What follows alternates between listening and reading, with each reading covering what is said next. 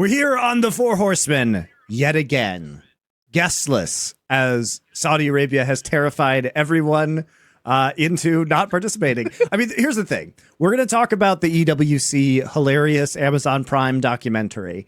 And there are only probably a few people who have the OG credentials to talk about esports history in this way. And either they are complicit in the Saudi takeover, or they don't give a shit about esports anymore, is really the answer. Here's the problem, and they have to watch it. It's painful. Here's the problem with your setup. I'm reliably told by Reddit that actually no one can be an esports historian because it's not a real title. So what are we going to do? Here's the thing. They have absolutely checkmated me on that, Richard, because, again, I will always completely hold my hands up and admit I do not have a degree in esports history from an esports history university department. Believe it or not, Monty, don't have one. Shocking. I'm a complete fraud all along. Even though my obvious follow-up joke I always make is that's because if they ever opened a department, I would instantly be the first honorary degree and or professor. So it doesn't really make sense as a diss, but I know what you mean. It is true. They can't do that then. I know. That's it. Academia can't give you an honorific. I know, we'll say it. Speaking of which, do you know what, though? In a weird, fucked up way, it's not really part of my culture. It's more almost like something that people in, like, the Middle East are into. That sort of, like, idea of, like, chutzpah, you know, the idea of being ballsy and being outrageous, right? That, in a weird way, though, I do sort of vibe with that more, though, Richard, because you have all these other figures in esports who are like, look, I have to take the bag because I've got kids, or, you know, I want my gig. I like the idea that Ralph Reichart, who is one of the literal godfather, like Mount Rushmore figures of esports, his whole shit, he leans fully into this shit, mate. He isn't even trying to be like, he goes, come to Saudi Arabia and see for yourself. I've got some opinions which is on the that. maddest angle ever, because it's genius. Like, he's checkmated us, Richard. If you don't like it, just come here and have a look. They're brilliant. It's awesome here. Like, don't worry about being gay. Just like come here and check it out. And if you do get arrested, who knows, you know? It's logic, essentially. It's like, look, I haven't seen him kill any gay people. While I was here, they were all cool with that. It's all right. Come in, the water's nice and warm. For me, a straight white man. Angle, isn't it? I know. I mean, that is the new talking point. I guess actually it's a good place to start before we start talking about the documentary. The new talking point right now is come and see for yourself. Don't listen to the noise online. Okay. Come and see for yourself. And the way they frame it is, I too used to be ignorant. that's how they're going. But then I was shown the Ralph Potemkin Village, and the Potemkin Village is incredible, guys. It's so amazing. Yeah. It's almost like it was too good to be true. You know, I went on a tour of North Korea, and let me tell you, Pyongyang, super nice. Yep. And what's really interesting about that is it completely ignores something that we do know from all of history, which is that if you ever go to a despotic regime that has like a really bad reputation internationally, and you're there as a guest, the hospitality will be 10 out of 10 because you're getting a curated experience that is designed to keep you away from the horrors. You know, I think about they did this for the Argentinian World Cup in '86. Where quite famously, there was as you flew into the airport, you could see all of the slums, the favelas, you know. Right. And what they did is they built a wall and painted really nice houses on them ahead of the World Cup. So when you flew in, you were like looking out the window, going, "That's not that bad." You know, and essentially that's what's happened here. That's just all they're doing. Come and see. By the way, also Duncan will appreciate this. Saying come and see. Perfect. When it's about atrocities that may or may not be being committed. It's too on the nose. I don't think Ralph Reichart, mate, Google that one. Look up the film. Yeah. You know. Yeah, well, I'm sure he's seen it. I'm sure he knows what he's doing. I agree with Monty. I think Ralph Reichart has just gone, is esports even fun if you just can't be like ontologically evil the entire time? You know what I mean? I mean, it kind of makes sense for his career in a way, but... Yeah. No, but I mean, like, it's also very disconcerting and jarring because the Ralph Reichart I knew, Ralph Reichart was always like fucking constellations away from where I was in the esports hierarchy. But when I used to go to ESL events, be it as a journalist or the very few occasions I worked with ESL, because there was always a reason not to work with ESL, funnily enough. I've met this guy, I've had beers with this guy, I've gone out to clubs with this guy, way, way back in the day. And it's like, he just sort of was one of those characters that was like he'd cracked the code. He'd figured out a way to make esports pay, mostly for himself. And you sort of had to admire it at least from where I was. I never really had a problem with him so much as just the ESL philosophy. Sure. And now, unfortunately, he is, again, we use this analogy all the time. Actually, it's not even the mouth of Sauron. It's hard to describe what he is. He's one of the Nazgul. He is a full ring wraith at this point. Like, he obviously aspires to be Saruman in this particular analogy. Right? Yeah, there you go. Yeah. Actually, you've nailed it. Yeah. He's Saruman. But his thing was this. Now we're getting into Lord of the Rings. I always felt a little bit sorry for Saruman because it is kind of implied that. By the way, he even used the same logic, Richard. Yeah. His logic was like, "Hey, I want to still keep having power in Middle Earth. Yeah. And Sauron's the only game in town, boys, so we have to sell out to the Saurons. So on the nose. Saudi Ron. And as I pointed out, I'll again echo the sentiment of the past episode. You did nail it when you said that the Saudis need their Nazguls, which also for this episode even too on the nose. Which also, I mean, if you, I'm just going to put this out there. And the idea they're being offered power and it's corrupted. If you watch the opening of Level Up, the Esports World Cup documentary, at the beginning you see a tower that is remarkably like the Eye of Sauron. I'm just going to put that out there too. I mean, it is also okay. What if none of this was real and this was just an experiment to update the Lord of the Rings movies? Okay. To an esports savvy audience. Who is the Frodo who's going to throw the One Ring into Mount Doom, by the way? Who is that? Yeah, well, it turns out we're still waiting, aren't we? we're still waiting on that guy turning up. Obviously, the joke is Caedrel's Gollum in this analogy.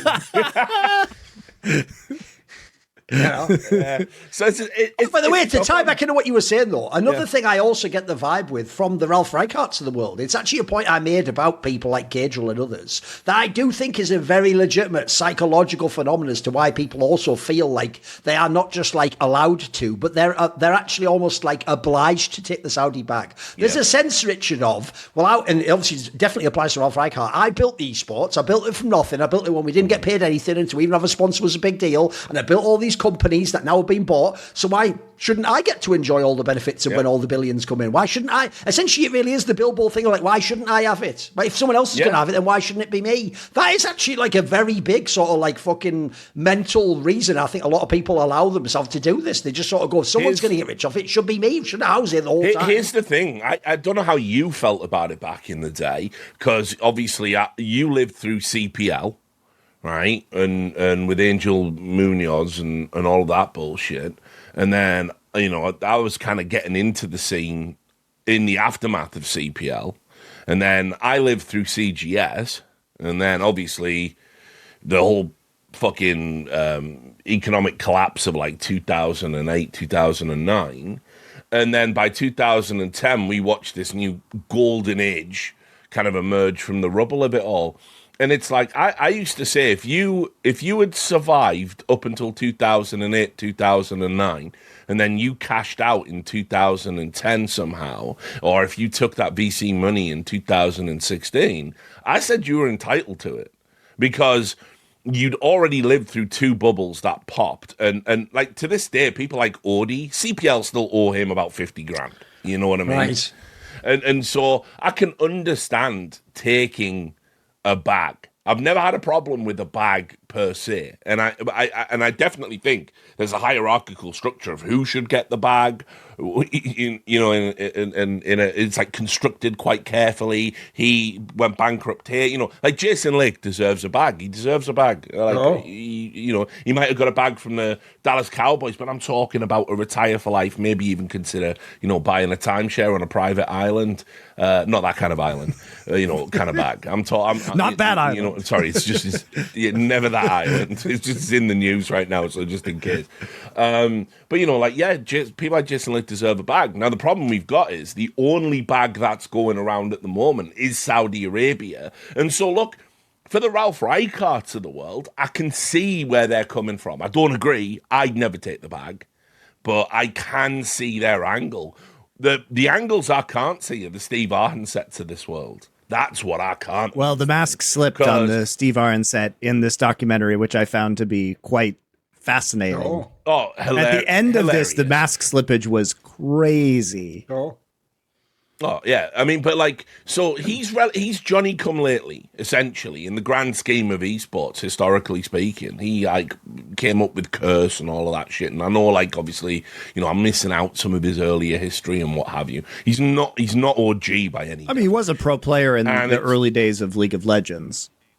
But he comes from finance. Yeah, but I mean, he comes from finance. No, but compared to Ralph Reichart, of course, Ralph Reichart, that's what I'm saying. Ralph Reichart is the meme of I was there when they wrote the Dark Magic. He was at the beginning. Exactly. Yeah. The early days of League of Legends, we've got 15 years of esports under our belt. You know what I mean? So it's he's a Johnny Come Lately in my eyes, and certainly in Duncan's eyes, because Duncan is OG. I'm second gen. Don't know where you put yourself. I mean, I started working in esports in 2004, so. Right, there we go. So I mean, you're second gen like me, right? We're second gen. Dunk's OG, and it's you watch these people come in 2009, 2010, 2014, all these people, and they're going, "Wow, we've been in this esports game for a long time." It's motherfucker, you just got here. You haven't lived through a bubble. You built nothing, and you're the one that's convinced you're entitled to a bag. Well, you ain't. You just ain't. And so Ralph Reichart taking a bag from Saudi, I mean, first of all, it's in keeping with his character if you know him. He's never given a fuck. He's never said no to a dollar in his life.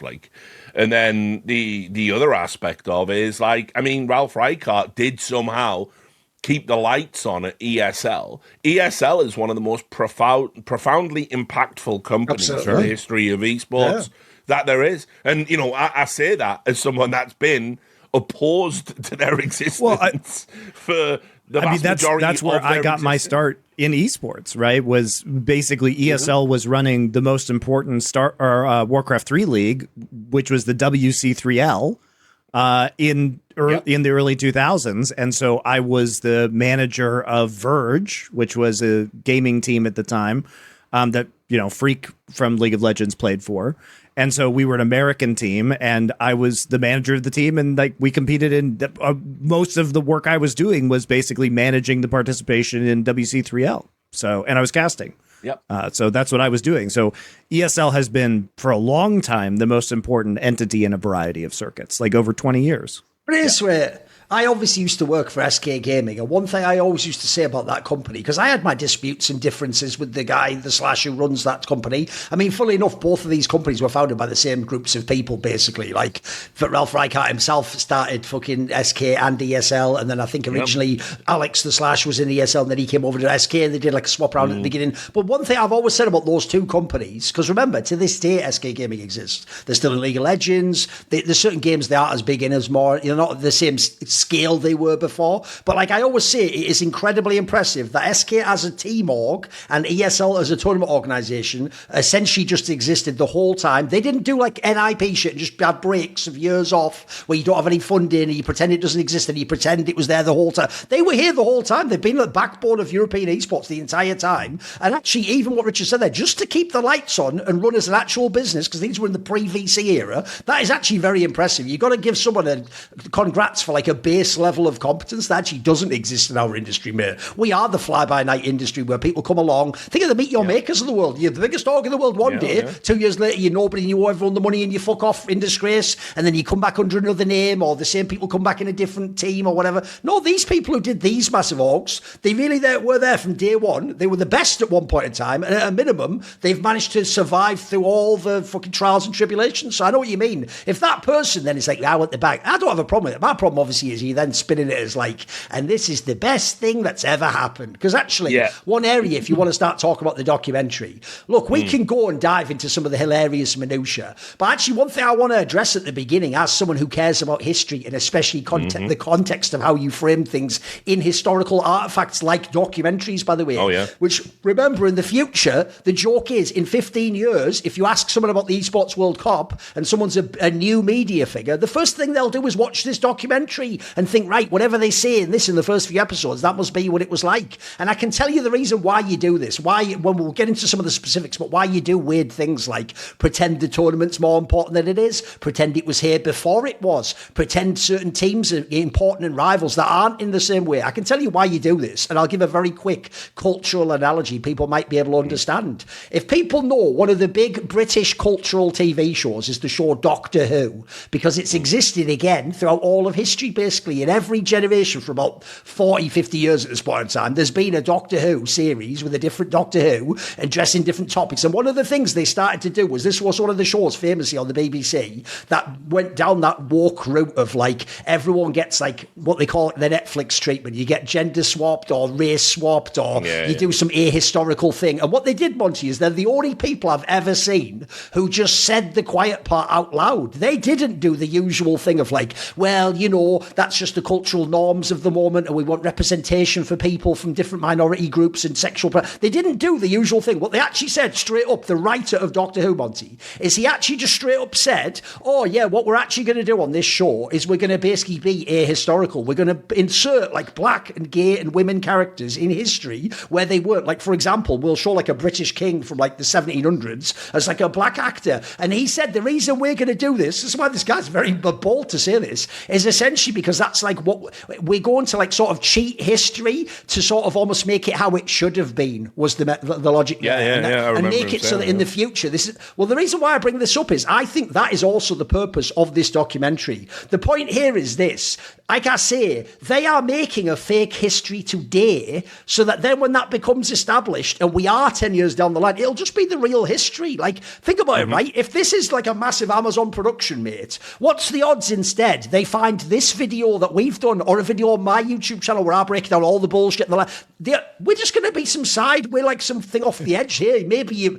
if you're lucky, you catch a whiff. Maybe someone goes, hey, do you want the real story on that? Check out this video here. But we're not going to be the first stop in town, mate. And unfortunately, if you do this right, you can just rewrite history, I can tell you. We'll see about that, because I think you will be heartened to consider that I believe this episode will actually do more viewership than the actual documentary itself. I think it's pretty fair to say that. That'll be interesting. So we'll talk about that. But first, guys, before we dive into the documentary, because I do want to frame who made the documentary and like how it got made, because that's interesting. Very, very important, actually, because the way they've publicized it is that this was just such a compelling story. A documentarian, an award-winning documentarian, just gravitated towards the bag.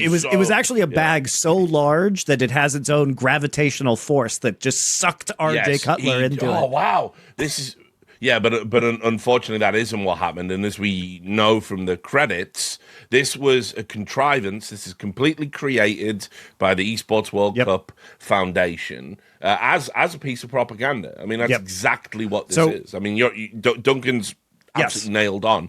This is the purpose of the documentary. Yeah, and we will get to that, because there's much to be. I mean, look, we're at gallows humor point. Like, it is very funny, but it is sad that this got made. Once again, the Four Horsemen is brought to you by Ridge.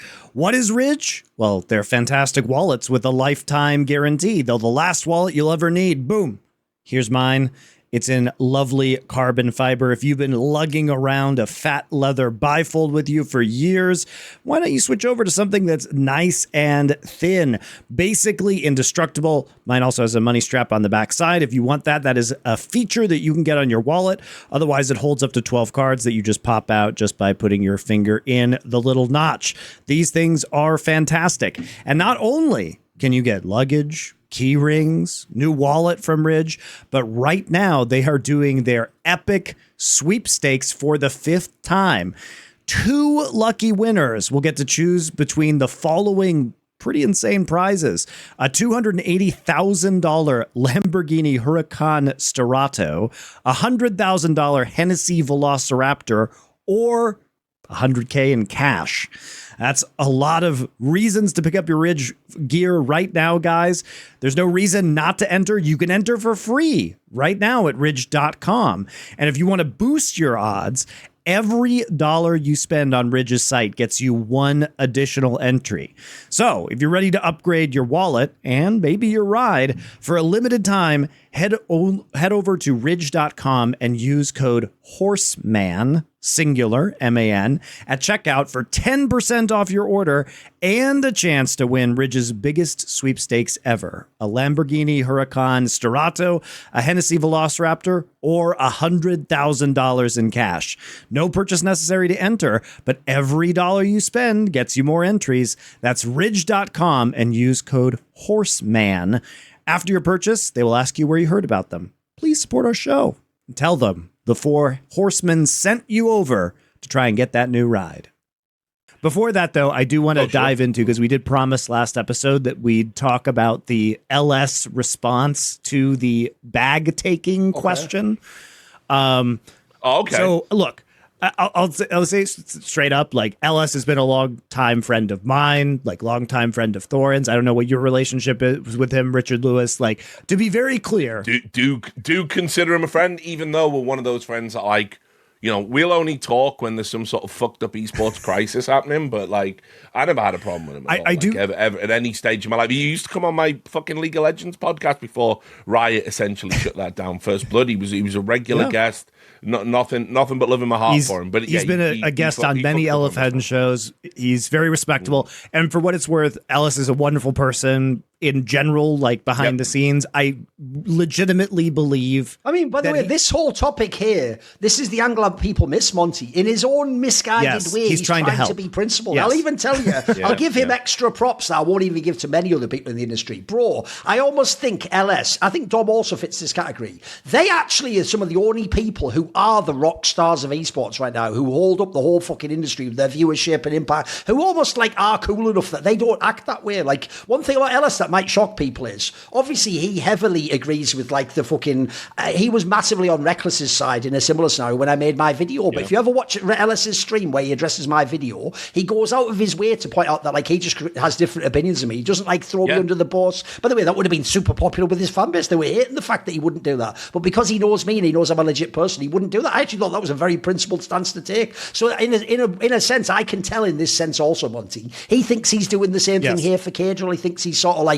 he doesn't, what's funny is he has no cynical angle. As far as I know, he's not taking a bag. He doesn't have any fucked up thing he's done against gay people. And he's just actually thinking that he's like the fucking voice of reason against the mob who's coming for Caedrel. It's just in this case, unfortunately, even though I appreciate him doing it for me, I think he's misguided in this sense. It's a very LS thing to do. Like, if you've ever watched, whenever there's any of these, like, you know, dog pile type situations coming in, he's either not involved in the dog pile, even though he would take a position that he could easily just jump in, get some clicks, get some kudos. More often than not, he's in a devil's advocate kind of role. Yes. And it's a very, like, often, just because of how the modern internet works, that's a super shit place to be, because there was definitely a sweet spot to the devil's advocatery where you could be like a voice of reason, That's all gone, man.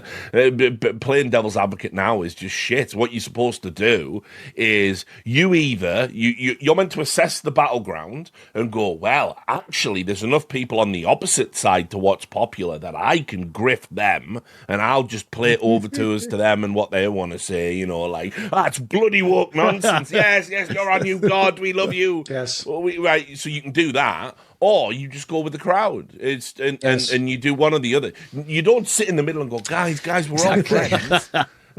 No one makes any money doing that. No one earns any. No, the joke is everyone hits the centrist the most. They always do. Exactly. So now you both have good points. Let's see what we can agree on. Yeah, exactly. Look, why don't we just find a compromise? There's nothing in that. So unfortunately, LS is in that unenviable position. And I think, look, we know Caedrel as well, right? Like, we've watched Caedrel come through, another product of like UK esports and stuff. I mean, Caedrel used to play for Renegades. I've known Caedrel for a long time. Yeah, we all know the guy.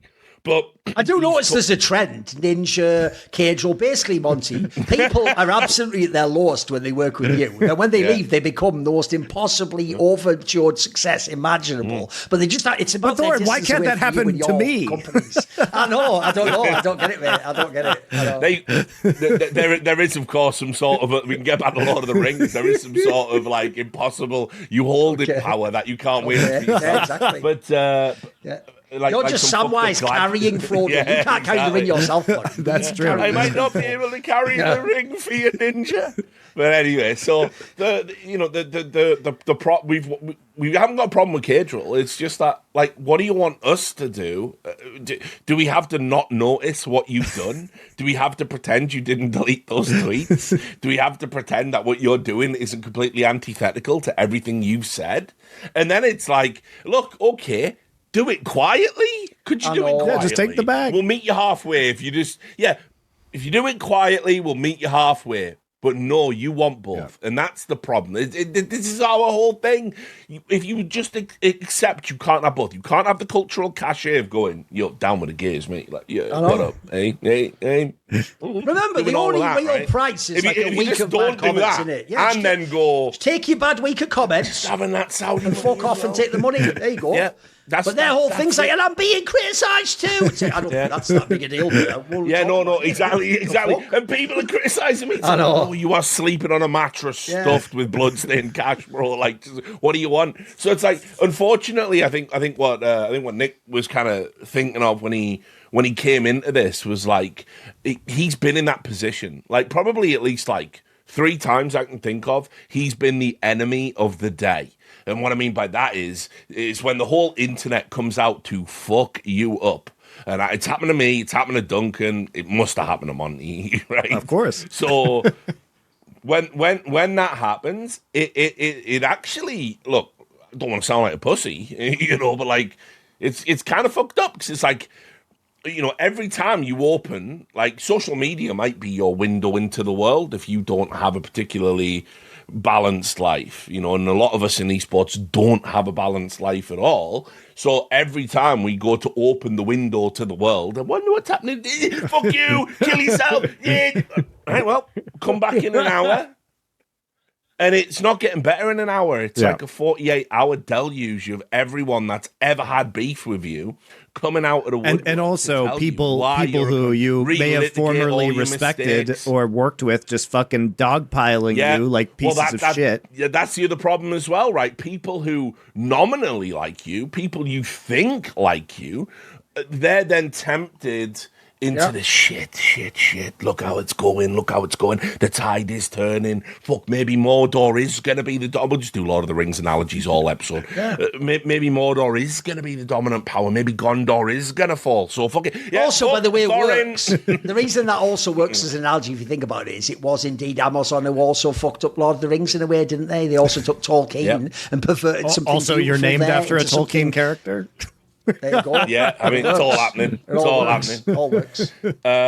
So anyway, it's like that is very damaging and upsetting. It's not a nice place to be. It's certainly happened to me. It happened to me in 2015, and I've said now, because I'm in a better place, I can kind of like joke about it. There was just one day where it was just like, well, my life's over.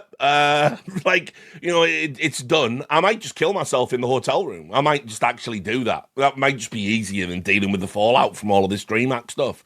And then, like, you sat in the room going, if I put the cord from the iron over the wardrobe, it'll give me enough fucking torque on the neck. And, it's really fucked up when it's just like you never think anyone's ever going to have anything good to say about you again. You're unemployable because everyone detests you. So it's like, that is not a good place to be. And as I said, unfortunately, it's happened to Nick.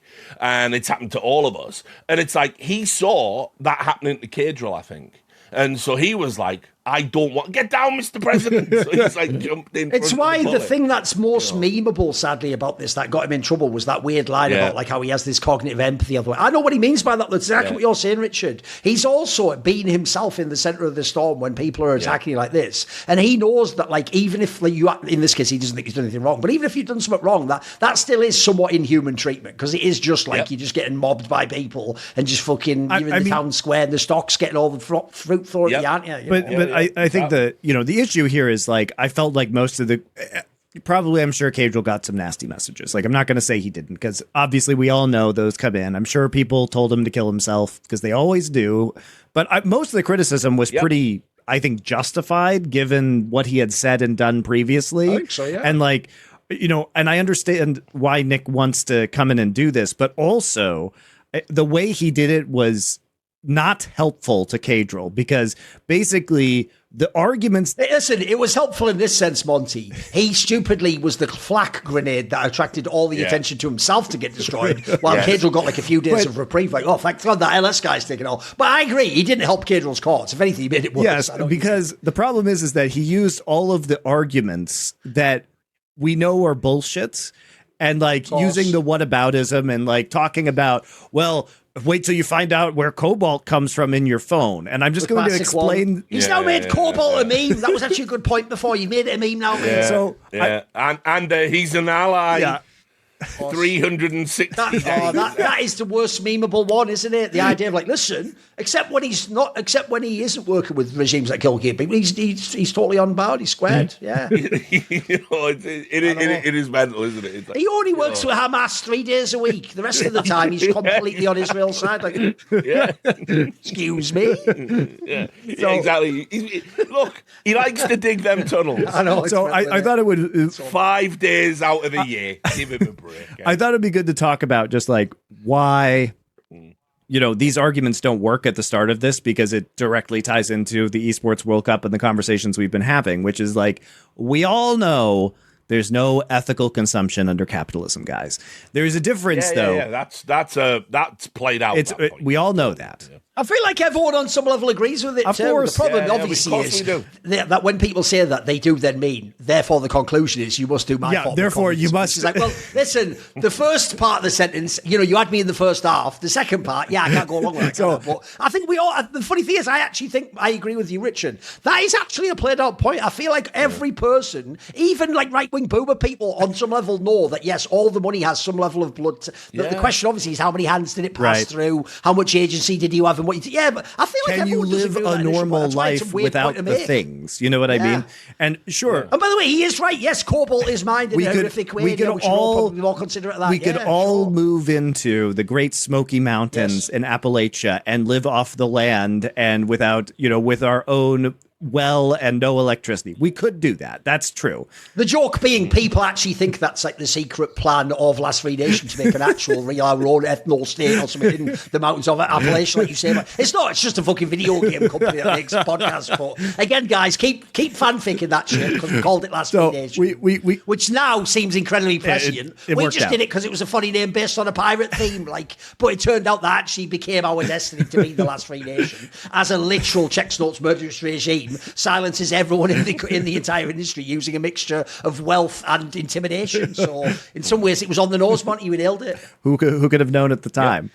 But Yeah. when we look at these arguments, it's like, yes, surely we could live a very extremist, like, homesteading lifestyle in the middle of nowhere, somewhere in the mountains of North America, right? That's definitely a possibility. But we couldn't engage in our careers or professions, and that's not a realistic goal. So there's a difference between using a cell phone, which you have to use to have modern life, especially in a tech-heavy industry like esports. You can't not have a smartphone. That's a ridiculous thing to ask of somebody. And there aren't options for mining cobalt that don't come out of Central Africa, guys. Like, shit sucks. We all know it sucks. And I'll just put this out there. Crazy idea. Notice nobody is stopping you as you have a phone with cobalt in it from saying cobalt's fucked up in its mind. Maybe we should all be considerate of that. That is what sports washing stops you doing. That's quite a key distinction I'd throw out there. Because I noticed that people, including on that LS stream, tried to make that stupid point, which I think is one of the most absurdist, stupid points that some people are genuinely thinking in good faith they're making, which goes like this. You could also just take the money and then turn around and go, I love gays and they're all fucked up in Saudi. You couldn't do that, you cretin. That is obviously built into it. Yeah, as the background check shows. That's the one thing you can't do. Even that idea, I still don't get why this is still you can't. You know the one where they go, why not take the money and give some to a charity? I'll never understand that. I'll use the same analogy. Right, I took money from terrorists, but I gave some money to their victims. That would never be considered good, would it? That angle will never, no matter how many times you make the numbers sound good, it will never make sense as an argument. Guys, is the problem. They are signing non-disparagement clauses in contracts. Like, they can't. And deleting old and shit. Deleting the other old shit, obviously, which is part of their contracts, guys. Yes, the thing about these contracts is I have never seen a contract that makes you retroactively destroy your opinions. But people are signing these deals. And then on top of that, guys, you think you can just turn around and say, like, oh, I got the bag now. Do you think Saudi Arabia doesn't have a gazillion high-powered American lawyers to fuck you up on the other side of that? Of course they do. Yeah. Like, they will. I mean, look, by the way, they also just murder people in other countries. So probably wouldn't do that in this case, but also, I wouldn't put it off the table entirely. In the modern day, NDAs do matter. I can tell you, forget the Saudis, just two organisations, Evil Geniuses and G2, everyone who signs an NDA, I can tell you, will not do interviews about things until that NDA runs out. They've all told me that. Yeah. They're all super scared. They'll be taken to court, raked over the court. So if that's just team orgs, mate. You think an entire regime, as you say, that has essentially unlimited funds. And an assassination squad. Everyone's going to be literal really scared. assassination squad.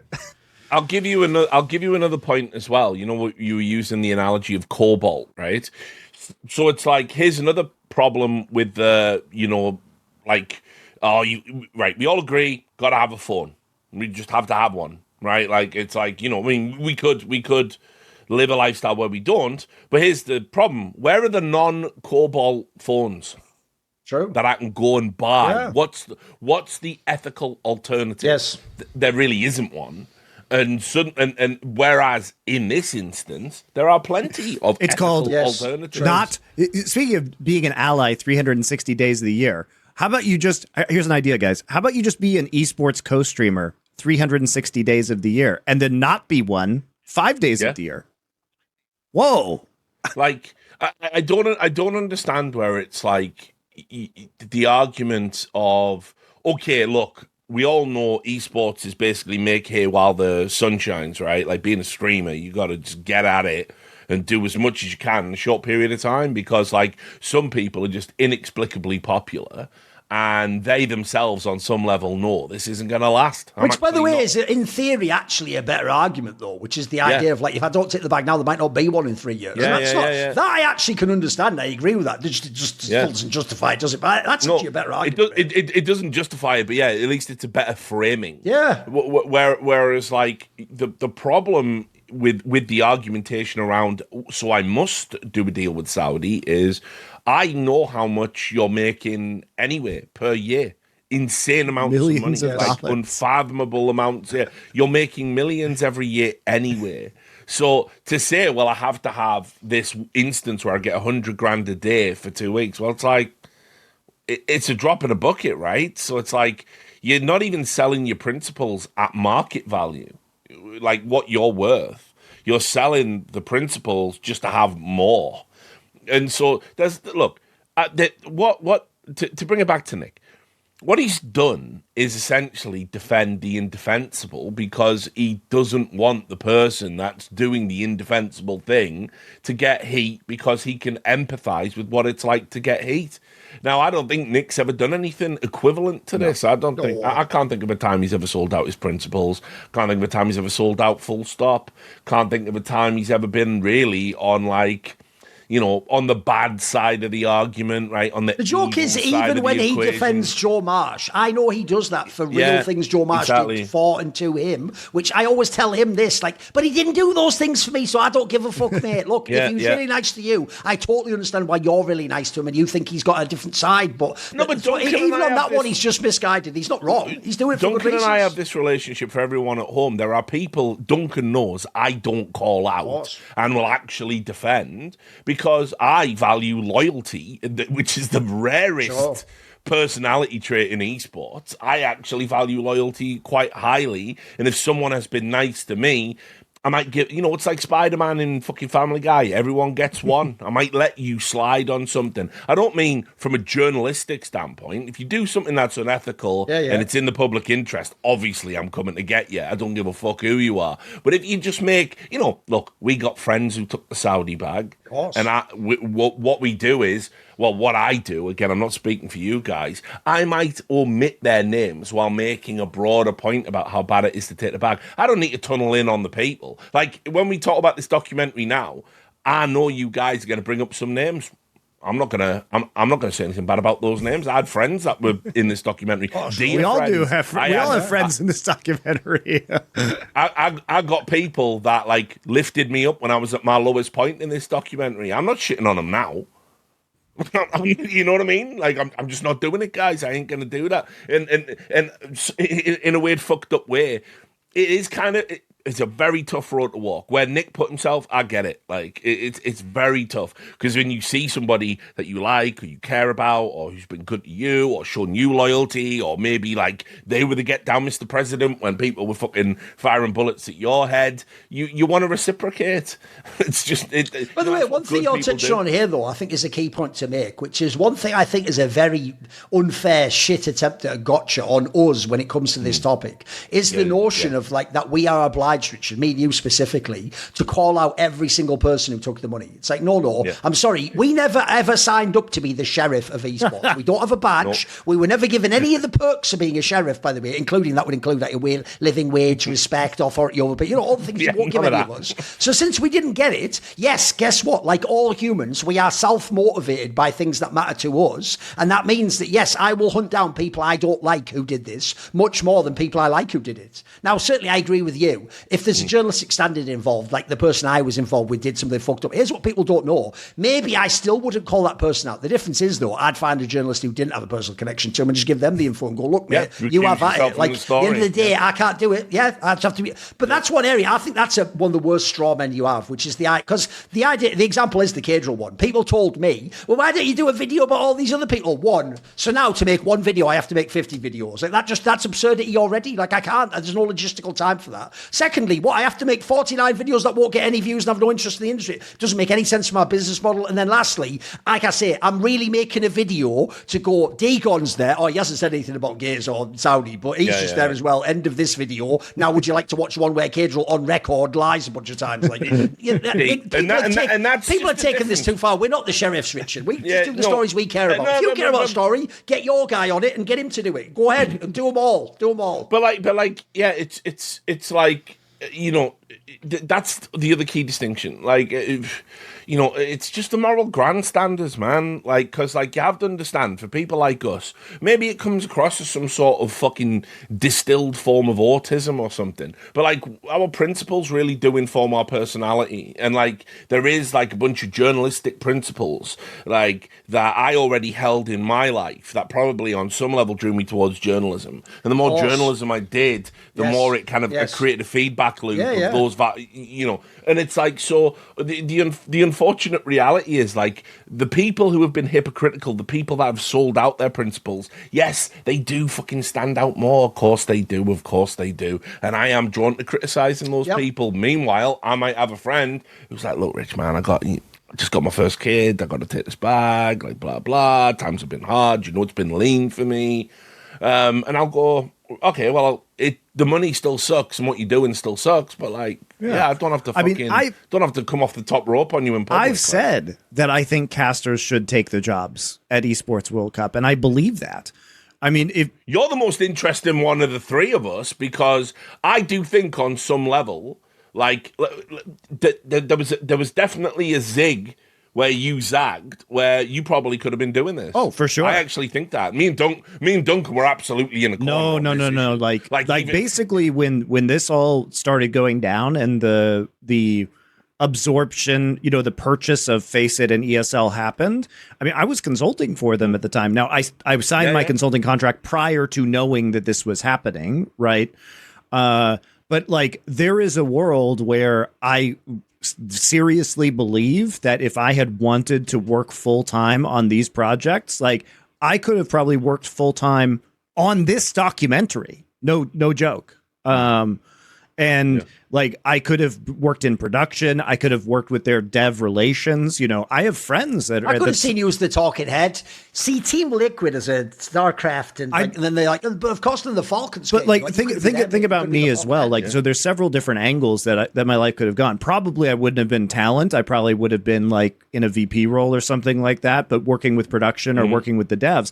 But if I had been talent, I mean, obviously, I would have been a great draw for League of Legends if they had hired me for that. Like, oh, here's Monty back on the mic on League of Legends. Now, the question is, would Riot have allowed me to do that? Because, of course, they would have to approve that. But, you know, to be fair to Riot, as much as they fucked me, they did give approval for me to, like, cast Twitch Rivals for League of Legends. So maybe they would have. I don't know.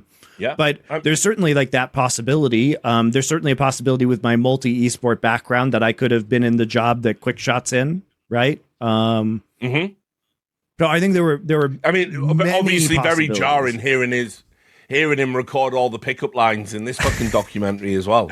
So very jarring. So yeah, that's what I mean about like. So anyway, like but the reason why I think casters should work for this is like this is like one of those things like owning a cell phone. Okay, you can't escape Cobalt in the cell phone. If you are a caster, you cannot escape working Esports World Cup forever, in my opinion. So you might as well just do it now, because now that I do disagree with. I think what it should be apparent to everybody now is this is an absolute flash in the pan, crock of shit, manufactured. Of course, but it has no future whatsoever. I agree, Richard, but again, this costs such a small amount of money compared to the money they spend on everything else that it will probably just like... It don't matter, man. What I've learned from talking to people behind the scenes, the Saudis are bean counters, bro. They're all right. Well, anyway. Yeah. Sorry. Let me explain why I think people should do this. So first off, even in the near term, Richard, the Counter-Strike circuit is dominated by ESL. If you say no to EWC, well, ESL can just fucking blacklist you from all ESL events outside of EWC. So Counter-Strike talent can't say no. League of Legends talent can say no because there's an entire other circuit. They can say no for now, right? But now that Riot's paying them, maybe Riot's going to pressure their casters, and prefer those who go to EWC and give them, better spots in international competitions. But the reason why LFN talent, I think should go to this is because the guys who go to this don't get to do any international events. Like Riot will not, it doesn't make any sense, okay, that Riot gives their premier casting opportunities to talent that cast the worst league historically in the world and is now, people used to say, well, it's because the English language audience knows them. The English language of LCK is now more watched than the North American League. Oh, of course. And you have people from the North American League who are now objectively less viewed in English by a lot, not even by a small, by a lot, who are doing finals between two Korean teams of which they have very little knowledge of. So the entire premise is absurd. But the only way you can do an international event in League of Legends, if you are people who go to the Esports World Cup, is to do the Esports World Cup. And the only way you would get considered to maybe move up at Worlds at MSI is to be part of these events, because the ding-dongs who run Riot Esports don't watch the LCK. So they would only see you at international events. Yes. So like, what's your fucking career option, right? Not to mention that a lot of the people who do the Esports World Cup broadcast in LoL do other games also. They're multi-game casters. Take Wolf. He does Overwatch. He worked on Overwatch League with me. Yep. He is notoriously a multi-game caster starting in StarCraft. Wolf is the only person that I am aware of who has done analysis in 3 different genres, FPS, RTS, and MOBA, which is insane if you think about it. And so his entire career is based around being a multi-esports talent. How the fuck is he supposed to do that without going to Esports World Cup? You can't. And this is the thing. Like, we can talk about decisions that people made. It is very easy to not co-stream Esports World Cup when you make a bunch of money. It is less easy to make these decisions when you are attached to developers who are now getting paid by Esports World Cup, or in ESL's case, literally owned by Saudi Arabia, to say no, because the other ramifications of saying no are so serious to your career. I don't disagree with what you're saying, but I also think it is important to understand you are not entitled to a career. Sure, you are not entitled to do the thing. Well, Richard, you love but you and I agree on that point, which is like, my response to this situation is like, just do something else, right? Just fucking figure it out. But many people are not willing to take that risk. No, and I get that, and the problem, this is the crux of the issue, is it's like, look, I get that it's hard if you make a decision that is going to maybe lock you out of future opportunities of doing the thing you love, but it's like, you absolutely don't get. Not all of us get to do the things that we love, but here's what we all get to do. We do get to live our lives from beginning to end, imbued with what our principles are and our values, yes. And we get to carry that on through our friends and our family. Well, and Richard, I think we're all people who would rather die with our values intact than a lot of money, but I don't think many other people are like that. I don't want to be on my... The thing is, having a pile of money on my deathbed doesn't do anything for me. Knowing I wasn't a shit person does a lot for me in that situation. Yeah, it's the cheapest shit. Honestly, there is no long lasting value. Like, put it this way, you can go, I can have the bag now, so I can pay for the house and have the car and do all this. But like, honestly, when they make up that bullshit saying where it's like, money can't buy your happiness. Money absolutely can buy your happiness, but it just buys you a very different kind. It doesn't resonate as strong. It doesn't have the same kind of luster.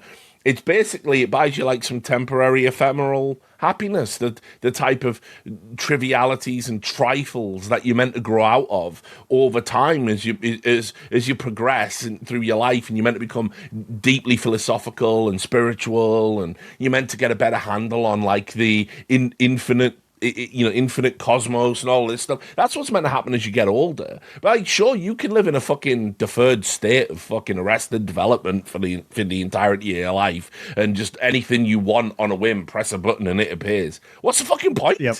What is the point in that? What is the point in just having like unlimited anything I can conceive of? I can have it now, can I? I can just press a button and I just have it. I want to go here, so I go there. I want to meet somebody, so I can just pay and meet them. I want to eat this. I can, but they don't sell it around here, Richard. I'll just fly it in. I remember, like, it was like Jonathan Woodgate. This is such a mad reference, but Jonathan Woodgate was a footballer, right, Monty? And he was like, you sound like I should know. Great. Okay. Yes, indeed. Yeah. Like he's like a Middlesbrough kid. Right, and I remember I saw him one night. He was wasted and like setting fire to like banknotes and just like being mad. And then he ended up somehow, despite being injured for ages, he got a move to Real Madrid. And the story goes that he used to fly in a particular type of food from Middlesbrough that you can only get in Middlesbrough. They only make it right in Middlesbrough, called a parmo, which is just basically like a breaded chicken with bechamel sauce on and then a topping like a pizza. So hugely calorific. That's what did for me. I was thin until I discovered parmos. And he used to get them frozen. From a place, I can't remember the name of the place, it was Malone's or something. He used to fly them out to Real Madrid while he was injured, by the way, and he shouldn't be eating food like that. It's like, I think about examples of just like this insane decadence and access that money brings, and I think, no wonder you feel your life is empty. Well, you got to have a little bit of struggle.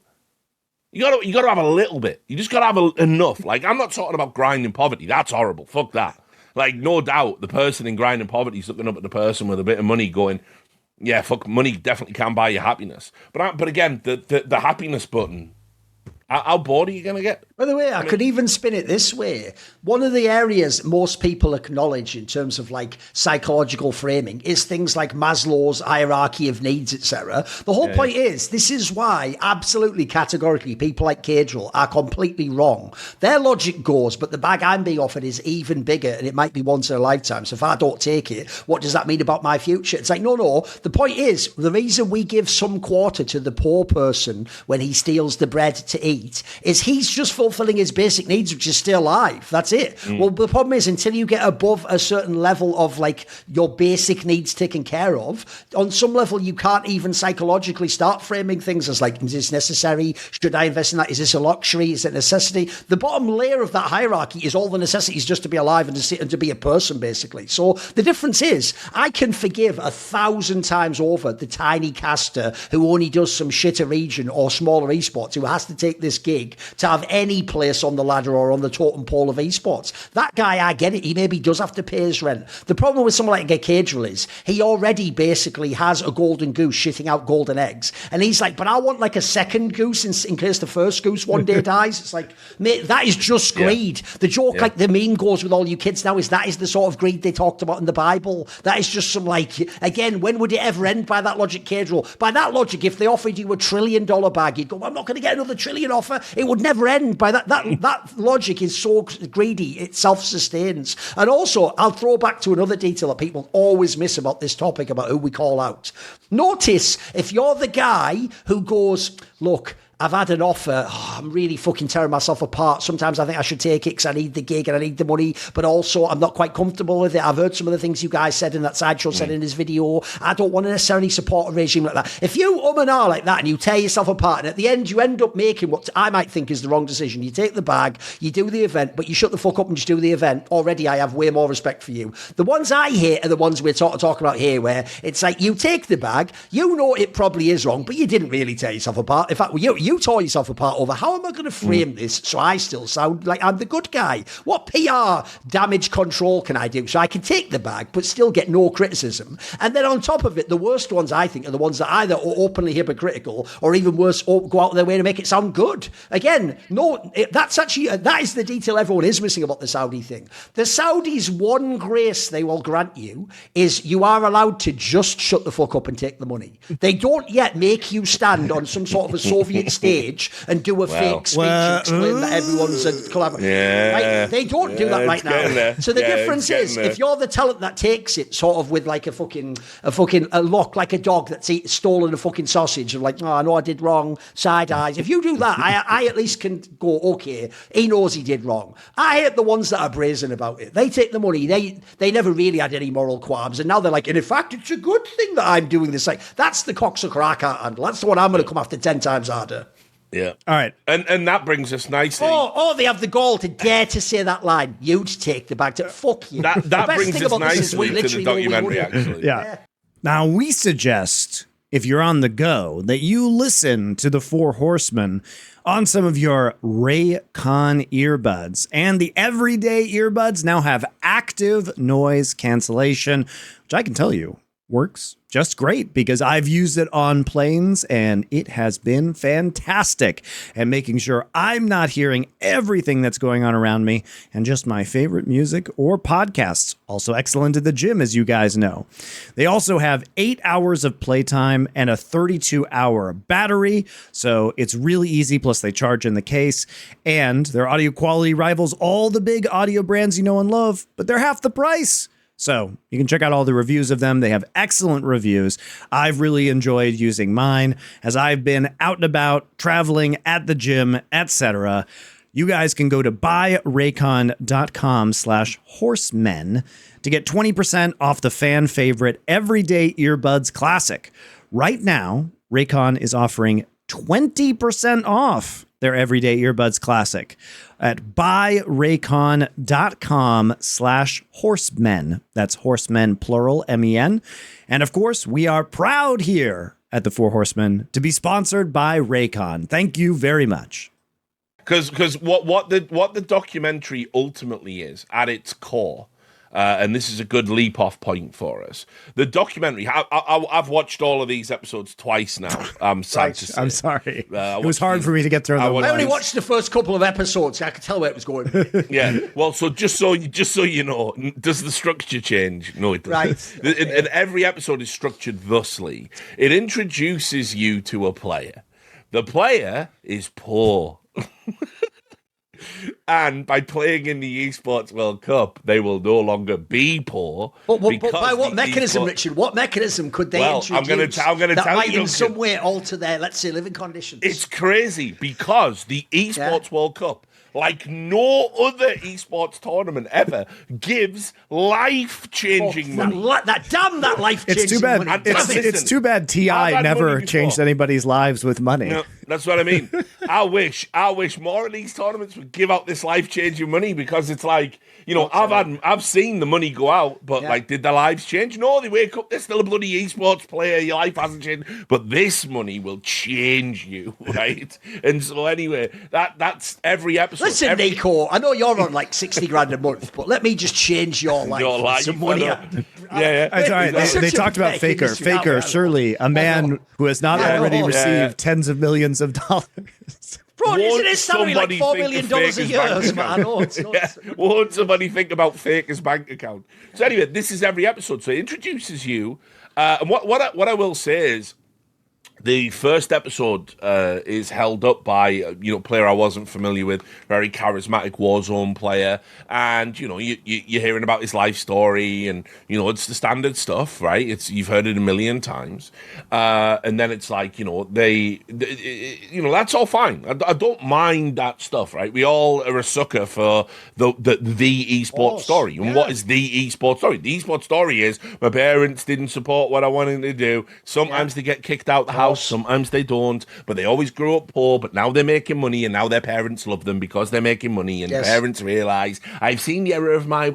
dude, I've written stories like this, for fuck's sake, down the years. This is the oldest esports story.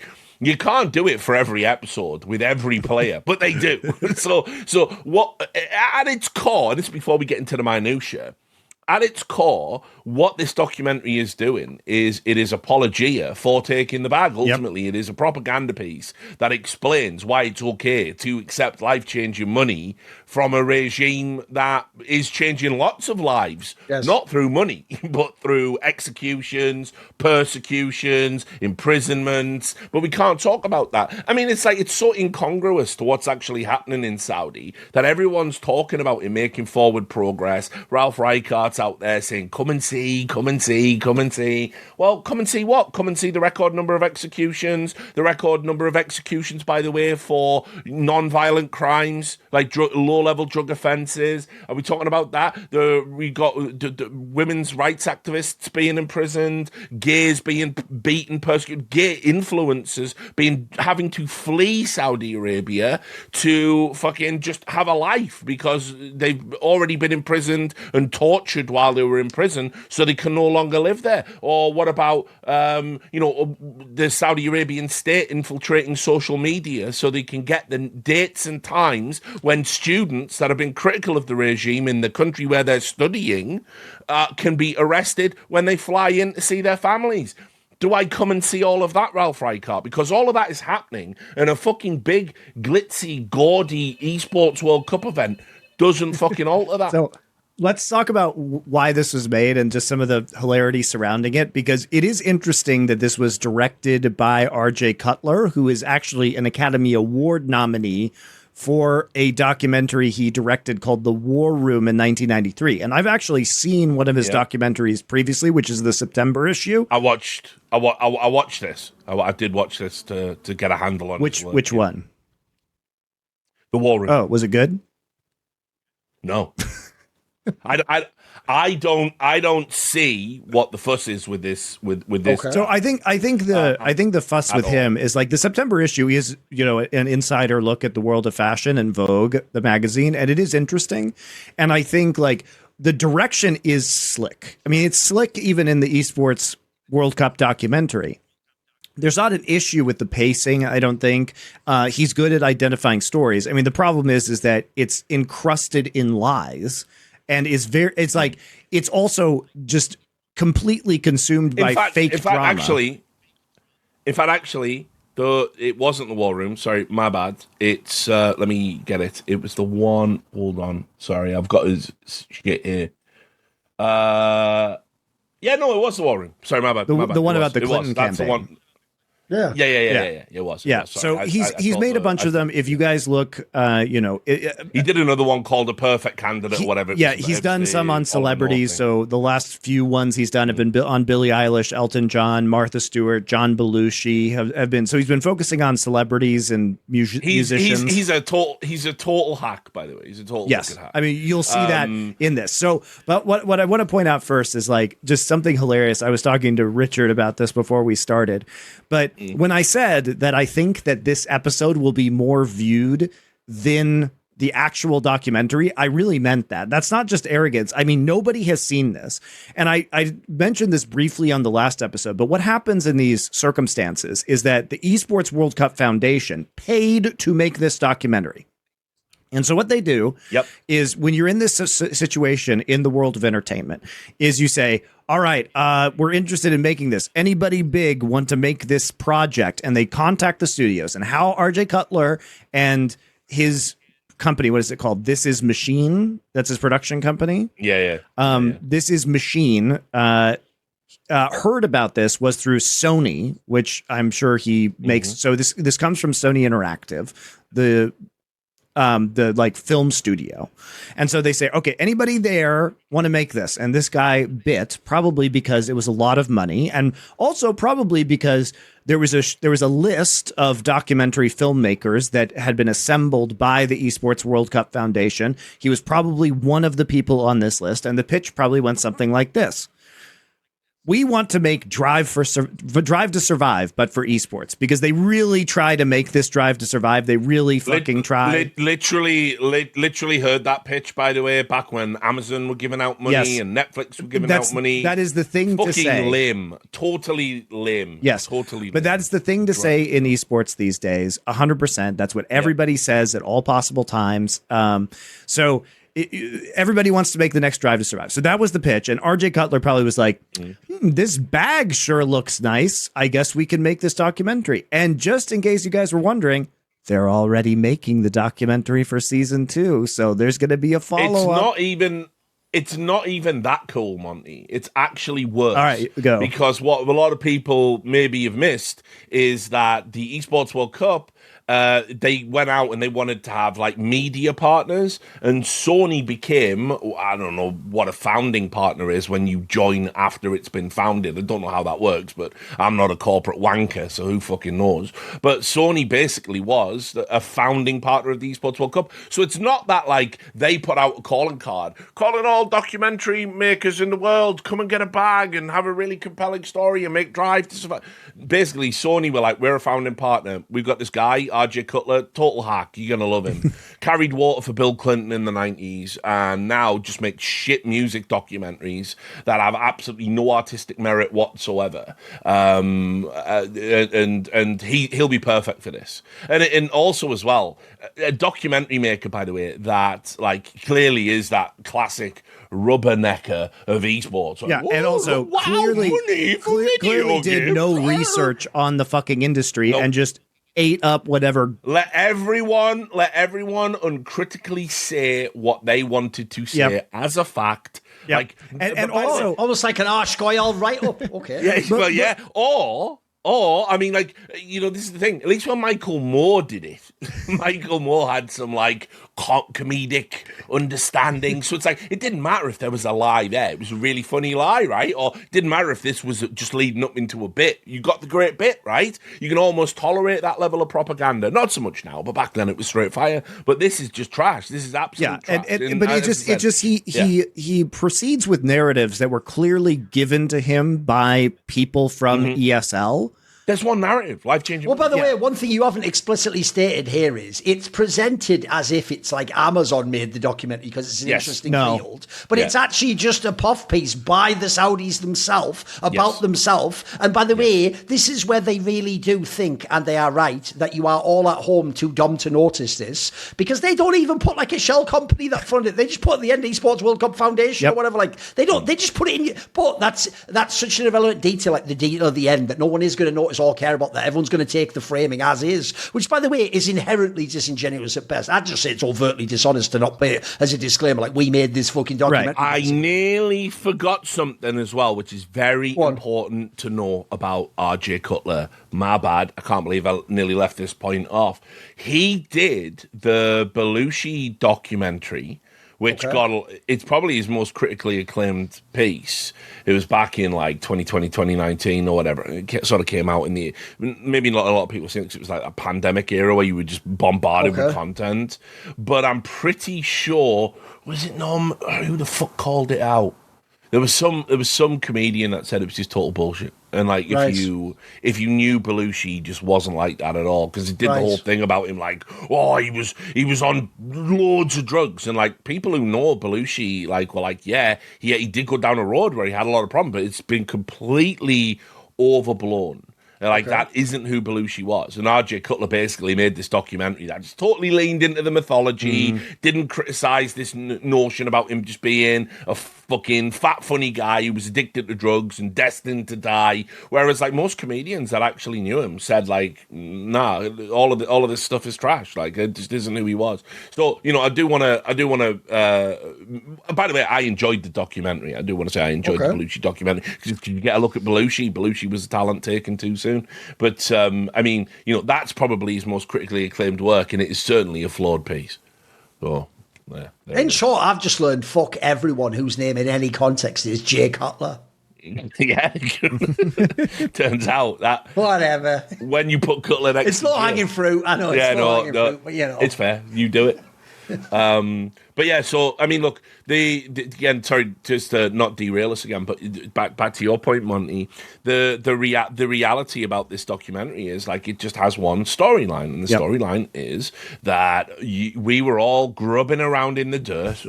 Bloody hell! I hope I find some worms today because I'm an esports gamer. But here comes Prince MBS in his life-changing money and his beautiful modern city, and my God, there has never been an esports tournament like this one before. By the way, remember, the problem with this is the level of corruption is crammed into every orifice. So, like, you can get to, like, the team angle, like, we can go to that in a second if you want. Like, essentially, they present Falcons as well. Falcons was the greatest org ever. You'd think Falcons was G2, fucking Cloud9, T1, all the most famous orgs at Fnatic. It isn't, of course. That's completely astroturfed. But even worse, as you guys say, I think the most egregious thing they do in the video though, isn't even the like fake sports washing shit, build up the event. It's the notion. It's like you're saying this quote here, Richard. Think about the hackery to ever put this sentence out loud. This is the Super Bowl, World Cup, and Olympics rolled into one. So what you're already doing there, which is inherently dishonest, is you're pretending an event like this has never existed. The joke is it literally has many times over. In fact, if anything, we're going back in time, boys. We split up the esports already 10 years ago. Now we're going back to them all being a massive super event. So already that's like some old shit. But then what you're trying to say by saying that is like, literally that this is more important than every other tournament that ever existed, because as you say, you're saying it's the Super Bowl, World Cup and Olympics all in one, where you can't get bigger stakes than that in sports, could you? The joke is that it doesn't even exist in sports, and that is obviously completely dishonest, because I can tell you right now, aside from clubs trying to win that club prize, at the moment I'm not aware of a single game, because I don't follow Overwatch and StarCraft and the smaller games. I'm not aware, all the major games I follow, EWC is still a side tournament. It's still one that's trying to earn its stakes and become important. And the joke is, this is why, actually, a little aside that I can just tease for you now, Maui said this on Twitter, like, basically the implication from people who work with ESL in CS right now is they're actually trying to low-key downplay their premier events of what was kind of Itzel, now be Krakow and Cologne, in order to make all roads lead to fucking Riyadh and the Esports World Cup. Like, they're actually actively trying to take what is, they currently have the number one event essentially, and they're trying to replace that with EWC because it hasn't got that status yet. But if you watch this documentary, you wouldn't know that. You would assume it's the most important event ever held, and that it has taken everything else and gone by a quantum leap above everything. Why doesn't the documentary explain by what metric that is true? I mean, again, like I'm gonna take RJ Cutler to fucking school here, right? Like, because again, when you make a documentary, it's not just point a camera at a bunch of things and find compelling human interest stories. There is an aspect of documentary filmmaking that has to be to chronicle accurately the thing that is happening and inform the viewer of why and how some and all level the journalistic of outside research, right? Which would include talking to people that aren't paid by the Esports World Cup Foundation. Richard, he fails to ask the most important question. If this is the esports, if this is the World Cup, the Olympics, and the Super Bowl all rolled into one, why is it in Riyadh? Why? Sure. Why? But like, listen, forget that for a second, right? How about this? I don't care if he has done no research. Let's say he's one of those guys who's like, you know, he's like smoking on a cigarello and he's like, no, man, I like to come in with a fresh pair of eyes. I would never make a documentary about anything I knew about because then, cool, right? Cool. I fuck with that hipster shit, right? Wicked. But like, make your subjects answer the question. Make them say. Right, so why is it the Super Bowl and the World Cup and the Olympics all rolled into one? Why is it? By what metric? Yeah, is it the bigger audiences? No. Is it? Well, exactly. Is it the bigger crowds in person? No. Is it the bigger online audiences? No. Is it the biggest prize pools? No. So this is what I mean. So it's like. There is no metric via which that would be true. It has the most prestige. The Saudis bought all the prestige points, and they slammed all the prestige points into the Esports World Cup. Even the format itself doesn't make sense. It's terrible. Because the Olympics and the World Cup specifically, first of all, the Super Bowl is antithetical to that because the Super Bowl has American teams playing against American teams, and you know we used to do a bit about it where they were like, and you could, back in the day you'll find footage of them going, you know, like, and they're world champions. Like, ain't no motherfucker playing you except you, right? So like, the Canadians kind of play, right? So first of all, just take the Super Bowl out of that. I know that's good, that hooks the Americans in, right? But then the World Cup and the Olympics are done on a national level. Shall we do that, guys? Should we go national for this, guys? Shall we have national teams? Oh, I see. You're bringing back WCG. The Americans. Yeah. So let's just, and then exactly now we've got WCG all over again, and we've got this and we got that. But it's like CG. So it has been done before. Okay, so every single point that they make in the setup of what this event is in this documentary absolutely does not hold water. Let me explain this to people who don't understand, because some of these are, we've been using terms like CGS. CGS was a direct TV satellite funded tournament, guys, in the 2000 News Corps, the Murdochs. What year was it? 2009, 2007, 2007. Nah, it started. Nah, bro. Technically started in 2006. Okay, because they actually had a fucking test run with it. Right, and the test. But it was mostly 2007, right? It was mostly 2007. Yeah. So anyway, and then by 2008 it flamed out because it's 5 So years basically, it was the same idea where these teams, and they basically integrated Complexity, Team 3D, like all the most important teams at the time into. They renamed them to like New York 3D. So they tried to geolocate also. Yeah. And so what happened was they were going to put these tournaments on, but each team had to field like a Counter-Strike source team, and then what was the fighting game then? Dead or Alive? Wasn't that one of the fighting games? Dead or Alive was one of the fighting games. It was the one with the bouncing tits. Yep. Need for Speed, I think, was. Well, it's the only reason Duncan remembers it. It is. Listen, I had that one turned on at all times. They knew their market. Let's just put it that way. Yeah. It was a simpler time. Also, it certainly was. It certainly was a simpler time because everyone loved all that shit back then and like joked about it. Look, Richard, nobody ever stopped loving that shit. Okay, nobody ever stopped loving that shit. All right, Sydney Sweeney, I get it. Right? As we were finding out. Is this stream years later the antidote to that Froscore and G4 stream and that ran like, we all were watching the Easy on the Eyes Froscore, and what about Olivia Munn? All right. So basically, like sadly as well. By the way, this is just a random aside, but that is actually one thing. Genuinely, look, I've always been a shit stirrer at heart. Part of me is really annoyed that we don't actually get to know what Froscore would think about the Esports World Cup. Of all the people, she's basically the reason they did that neon thing. All I want to know is what her position would be. Would she somehow magically make it okay to do it? I don't think so. I would love to know. I think she would. I think she'd go hard against it. I'm gonna just be real as well. Like this could even have been what actually mended the fences, Richard. Who knows? Yes, I know. It could have been. That's what I mean. I can't believe she actually left. I don't please. If there was ever a time we needed it, it is literally now. Quite literally.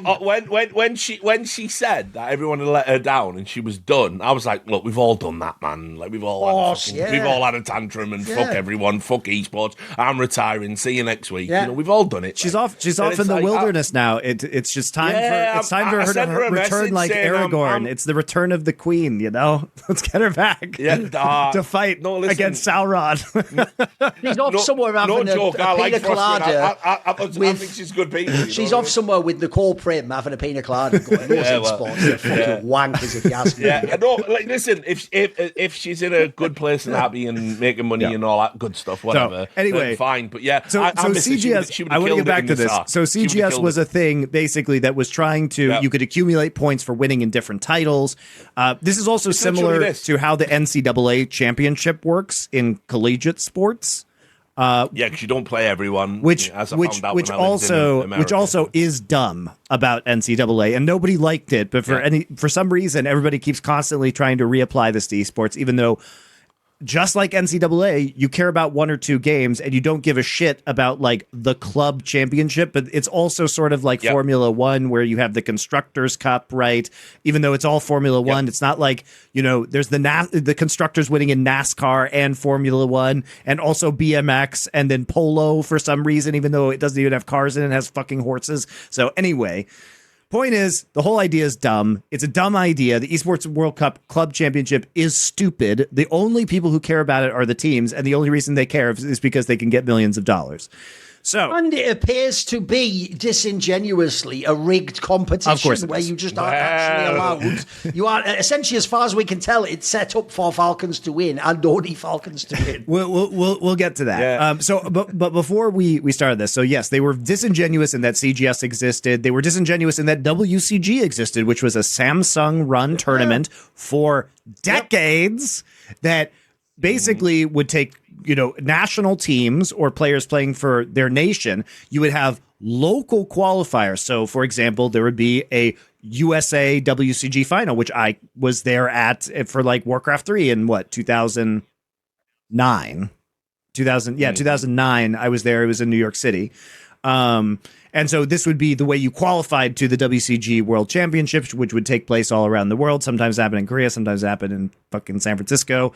Anyway. And spoiler, everyone said 1 million times, it is the Olympics or World Cup. We all said that back then. That's not something new. So basically, Samsung spent an outrageous amount of money running local lands. So basically lands that you would have to qualify to go, or like you'd be an online tournament to qualify for the local land. They would fly all the players out to like New York City and then have and by the way, these were from the beginning of the 2000s as well. This has been around a long time. So, I mean, this was in many games, maybe not in StarCraft, but basically in any other game, this was the most important tournament on the calendar, period.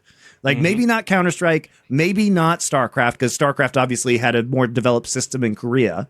But for Warcraft 3, which I was involved in, WCG was the most important tournament by a lot. Like nothing was even close to how important WCG was. It was the most prestigious event.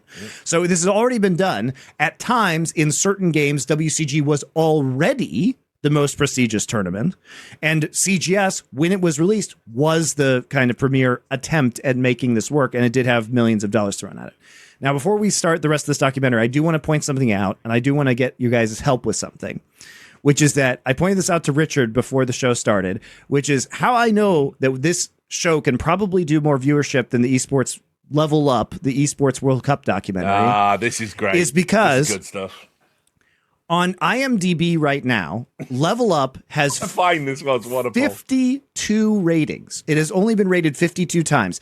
To put this in comparison, RJ Cutler's Billie Eilish documentary has over 9,000 ratings. Okay, so 52 ratings. So what I'm saying is if you guys go to IMDb, we can all make sure that nobody watches Esports World Cup by giving it very low ratings, which it absolutely deserves for being lying dog shit.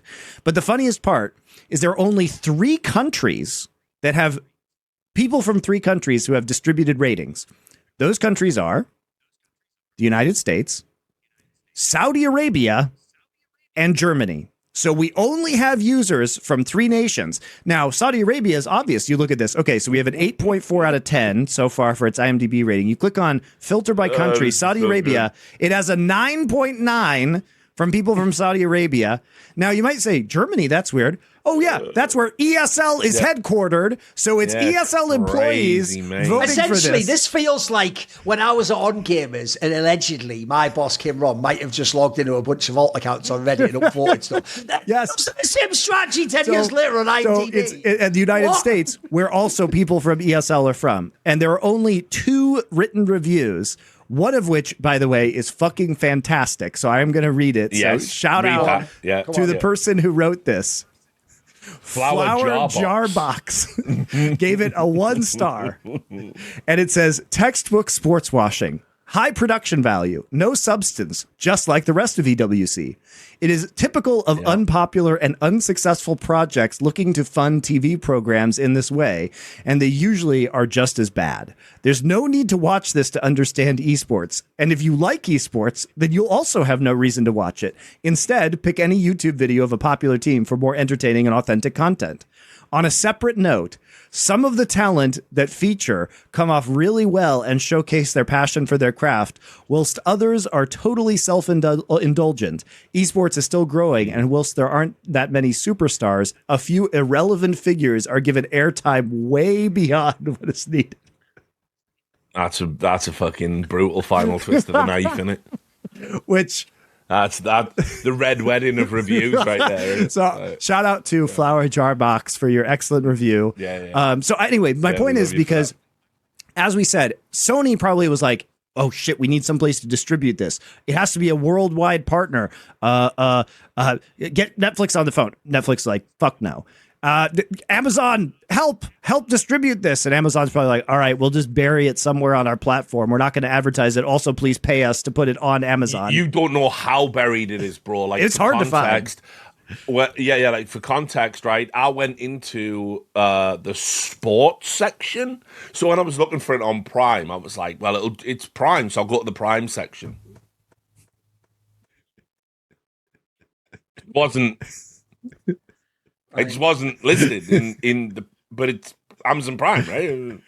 Prime documentary. Yeah, because Prime didn't make it. They just got paid to put it on a platform. maybe they just put the sports shit somewhere separate, which, by the way, I knew intrinsically wasn't true because I was going past all their fucking, what's it called? Fucking Ride or Die or whatever the fuck. Oh, I even saw recently that Liverpool one about Jurgen Klopp. It was all over the fucking platform. Everywhere, right? So, I'm just like, fucking, okay. So, go to the sports section. Just scrolling. It's not there. I typed level up into the bar. I got everything except this. Then I typed Esports World Cup documentary and I got it. And then I watched it. Right? And keep in mind, I watched the entire thing twice.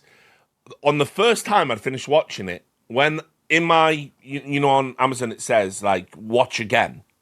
Like, if you've watched something, it shows you what you watched, and you can watch it again. It wasn't there.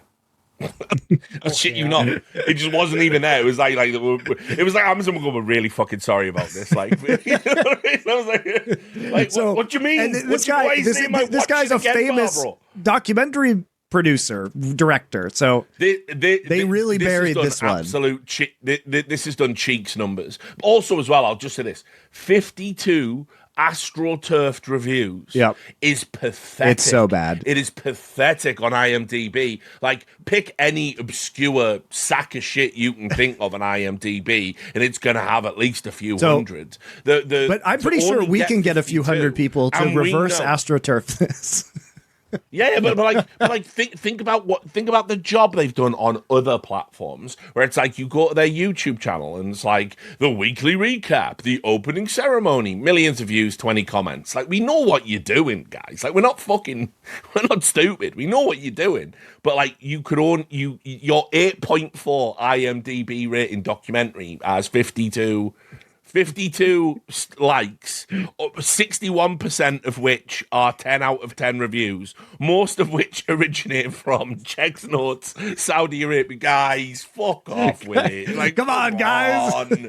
You're like, just try a little bit harder. Like, what about, like, put it this way, I could go on Fiverr.com now and I could get 10 fucking written reviews. Like, I could get someone to pretend they've watched this and also, liked it. You have one 10 out of 10 review and one 1 out of 10 review. So the 1 out of 10 review is written and it's equally weighted as the 10 out of 10. Like, you gotta wash harder, boys. Wash harder. Well, and especially because they're completely view botting their YouTube channel right now. Like, I just had a laugh because I've looked at the teaser for their documentary premiere. So the video is called Esports World Cup Level Up, 5-episode documentary series premieres June 6th.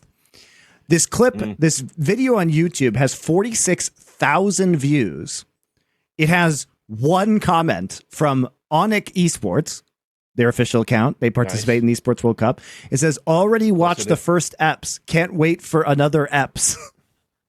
And there's one reply to it that just says, wait, just one comment?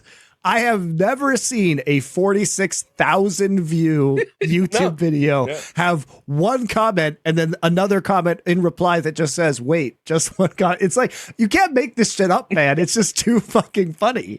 And then if you look at, Richard pointed this out to me, but it's like they do these weekly recaps. The recaps are great for the Esports World Cup. And so 2 weeks ago, they released one for the end of week 2. It has 1.4 million views, but it only has 181 comments, which is unreal for a 1.5 million view video. And then if you look at this, if you start to scroll down in the comments, there's literally just a bunch of YouTube usernames that are a name and then a hyphen and a bunch of letters and numbers like Evelyn Hansen hyphen E4X5G. That just says, I didn't expect to love... It looks like a bot-generated account or something. I didn't expect to love this as much as I do. Albert James-03B. I've had this on repeat all day. I mean, these are clearly just fucking cheap bots. By the way, there's a similar thing if you notice. I'm sure Richard noticed this on Reddit. There's a type of person who also bizarrely looks like a sock puppet for someone in the industry. And they always have accounts like that on Reddit in the Global Offensive one. It'll always be like 2 nouns in English and then a number. Do you know what I mean? Almost as though like a bot's generating these accounts for you. And then you all log into a different one each time or something. Because it always feels like there's different ones. First name, bunch of numbers. But what's so funny is like this isn't even the expensive version of view botting where it's like they literally view bot it to 1.5 million views, have 180 comments, and have obviously the most fake ass AstroTurf comments someone of all just time. pocketed the money to AstroTurf. Yeah, exactly. Like, me and the boys in the office can do it. We've got 2 hours free before 5, right, guys? Log into your accounts, up 40, say you look waiting for next eps, and then like log out. Problem solved. I'll take that 50k because you got at least do it properly. Have like 500 Indian guys comment. Come on. Here's how you know, right? Like there is some stuff, by the way, which would do just decent numbers and hasn't been AstroTurfed. Like, for example, on their YouTube channel, they have Magnus Carlsen answers your chess question. Sure, it's good content, honestly. And it's got the thumbnail as if it was like the mean tweets thumbnails that were popular for a bit. So, like, you know, Magnus Carlsen's an interesting cat if you like chess, which a lot of people do. But even if you didn't like chess, you might want to listen to what he's got to say about chess. He's pretty good at it, right? Isn't he? So the joke is they should just go the whole hog and make a documentary now about how chess was this tiny game that no one cared about until Magnus Carlsen played in the Esports World Cup, which counts more than all his world championships. And have like Kasparov or something be like, now chess is finally on the map or something. We could just do like our own parody version of this. It'd be even better. So 361,000 views. And Magnus Carlsen, of course, the reason I got into chess was to play against Team Falcon's representation. I always dreamed of going to the history of chess. Riyadh in the summer. We're going to come to that. But so 361,000 views is totally believable. Yeah, right? I agree with that. Totally believable. I don't have an issue with that. But then it's like, okay, so let's look at some of the other content in the channel. How is it possible that there could be, right, if your trailer announcing the event gets 35 million views, so 35 million people are at least vaguely interested or saw or know that it's about, how could you have content in there that gets 918 views? Yep. How could that be possible? How could a video called The GOAT of StarCraft 2 Dominates Again, talking about the victory in the StarCraft 2 tournament from 3 days, how could that only have 5k views? And Richard, that remember, should have 1 million comments arguing about if he's the GOAT or not. It should have 1 million. And by the way, Richard, we know that StarCraft content is popular because on our State of StarCraft episode, we talked about how VODs of the Brood War League cast by Tasteless and Artosis in English are doing like 100k views. It's crazy. Like, there's definitely interest. No, but this is the thing. This is how you know that is actually authentic. 5,000 views, 82 comments from people like actually discussing Serral and where he fits into the great canon of the pantheon of StarCraft 2 players. There's actual like verified accounts commenting in there. 82 comments, 5,000 views. Makes total sense, right? It makes total sense. But then you'll just like click on something that's just so mentally like beyond, like you've got to go like, listen, you are meant to spread these 35 million views around, mate. You don't put them all on the first video, like you, because meet the Apex Legends underdogs that nobody expected to win 2k. Then, right, what do esports, acting, and football have in common?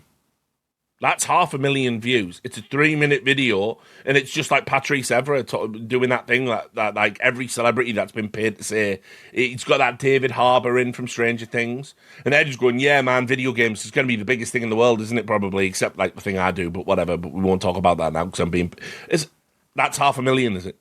It's so mental. It is the most AstroTurfed esports project I've ever seen in my life, and obviously so. And nobody that's north of like 60 IQ couldn't figure it out. It's so obviously in your face AstroTurfed. Like, you know, the Ronaldo video getting 11 million views. I can believe that. Ronaldo is a brand. That's why you're paying him to be there. He don't know the first fucking thing about fucking esports, does he? He knows the first thing about prolonging his career so he can keep getting a bag forever and ever and ever, even though he can't even fucking run anymore, right? But like, wicked, great stuff, love that. But he could get 11 million views. He could come out and say anything, like, you know. Sure. But like, the rest of the content is how you know what the actual impact of the Esports World Cup is. How interested am I from a baseline in the tournament? And all the content tells me 5,000 people on a good day. And then, here you go, I'll tee you up for the next point, Monty. Where were the crowds? Of course. In this documentary? Where were they? Serious question, right? The Olympics, right? Like where's the stadium full of people? I hear you have some stadiums that you've built, possibly with indentured servitude / slave labor for your upcoming World Cup, Saudi Arabia. It's weird that if this was so huge, we couldn't have, I don't know, let me think, a League of Legends or a Counter-Strike final. We can have those in other countries. Why can't we have one here? How is it possible? That the biggest event in the world has to do this, of all time in esports, has to do that tight shot every single time, RJ Cutler, I say you bullshit. You do that tight shot where you fucking zoom in and it's like 40 Saudi Arabian It's just a bunch of dudes in thwabs just chilling. Yeah, Falcons, yeah. Wearing the gutra or whatever they call it. Yeah, Falcons, yeah. It is it. Which is also a giveaway, because here's the thing, even when they do the other sports events in Saudi, they, like the boxing has its own atmosphere, mate. They fly everyone in, everyone wants to go and attend the event. The joke is, the real reason the Saudis absolutely checkmated themselves on this one is, there are something like 4 locations in the world in esports anyway you can actually get an authentic organic crowd to go to. Aside from that, it's actually really hard to fill stadiums. Then you've picked somewhere nobody chooses to go or wants to go and artificially just pretended everyone's going to go there. So like, even though the rumour goes they flew people in now, I actually said this myself. If you're going to tell us a line of bullshit, just fly the whole crowd in, mate. Just literally get everyone who went to like the Lanxess for I Am Cologne, tell them, do you want to come to Saudi Arabia? I'll give you the ticket, the flight, the fucking... You may as well, because I agree, that part is really conspicuous that there isn't like a baying crowd. Bro, they even pay people in Hollywood to just come off the street and be in an audience and applaud. And it says, there's mechanisms exist. Let me give you the numbers. That's the area you've skipped on, actually. You should have pumped up a fake crowd. These are the numbers the Esports World Cup put out to Arab News, because I did a report about this where basically because they were worried. I guess like when you watch the documentary, and obviously Esports World Cup have some editorial input in this because they're paying for it, and it is just 40 Saudi Arabian men every time you cut to the crowd. And by the way, I would wager, I can't say for sure, but when I was listening to this documentary, I'm listening to that crowd noise and it sounds stock, guys. I'm just saying, like, you get a feel for these things. I've been to some of the biggest sporting events of all time, been a regular attender of sports and esports events. That doesn't sound like a real crowd to me, but whatever. Like, they're on that old school cult shit where they're piping the crowd noise into the dome to make it sound even more. Well, just add in post. Yeah. So, right, get this. Right, so here it goes. So a source added that the superfans incentive, which we'll just talk about in a second, was absolutely about expanding and diversifying the crowd for optics, adding that, quote, 400 Saudi men in traditional dress doesn't give you the sense you're watching a World Cup.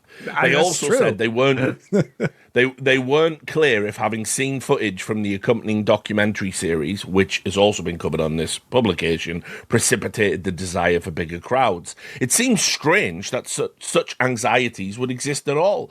Arab News reported the event was a total sellout on the nose with a total of 289,000 visitors and 60,000 tickets sold for the esports events alone.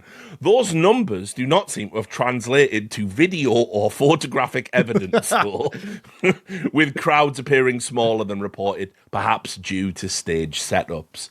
You sold 60,000 esports tickets. So even if we say, well, it's there aren't even 60,000 seats at these events to sell. Like, there's small studios.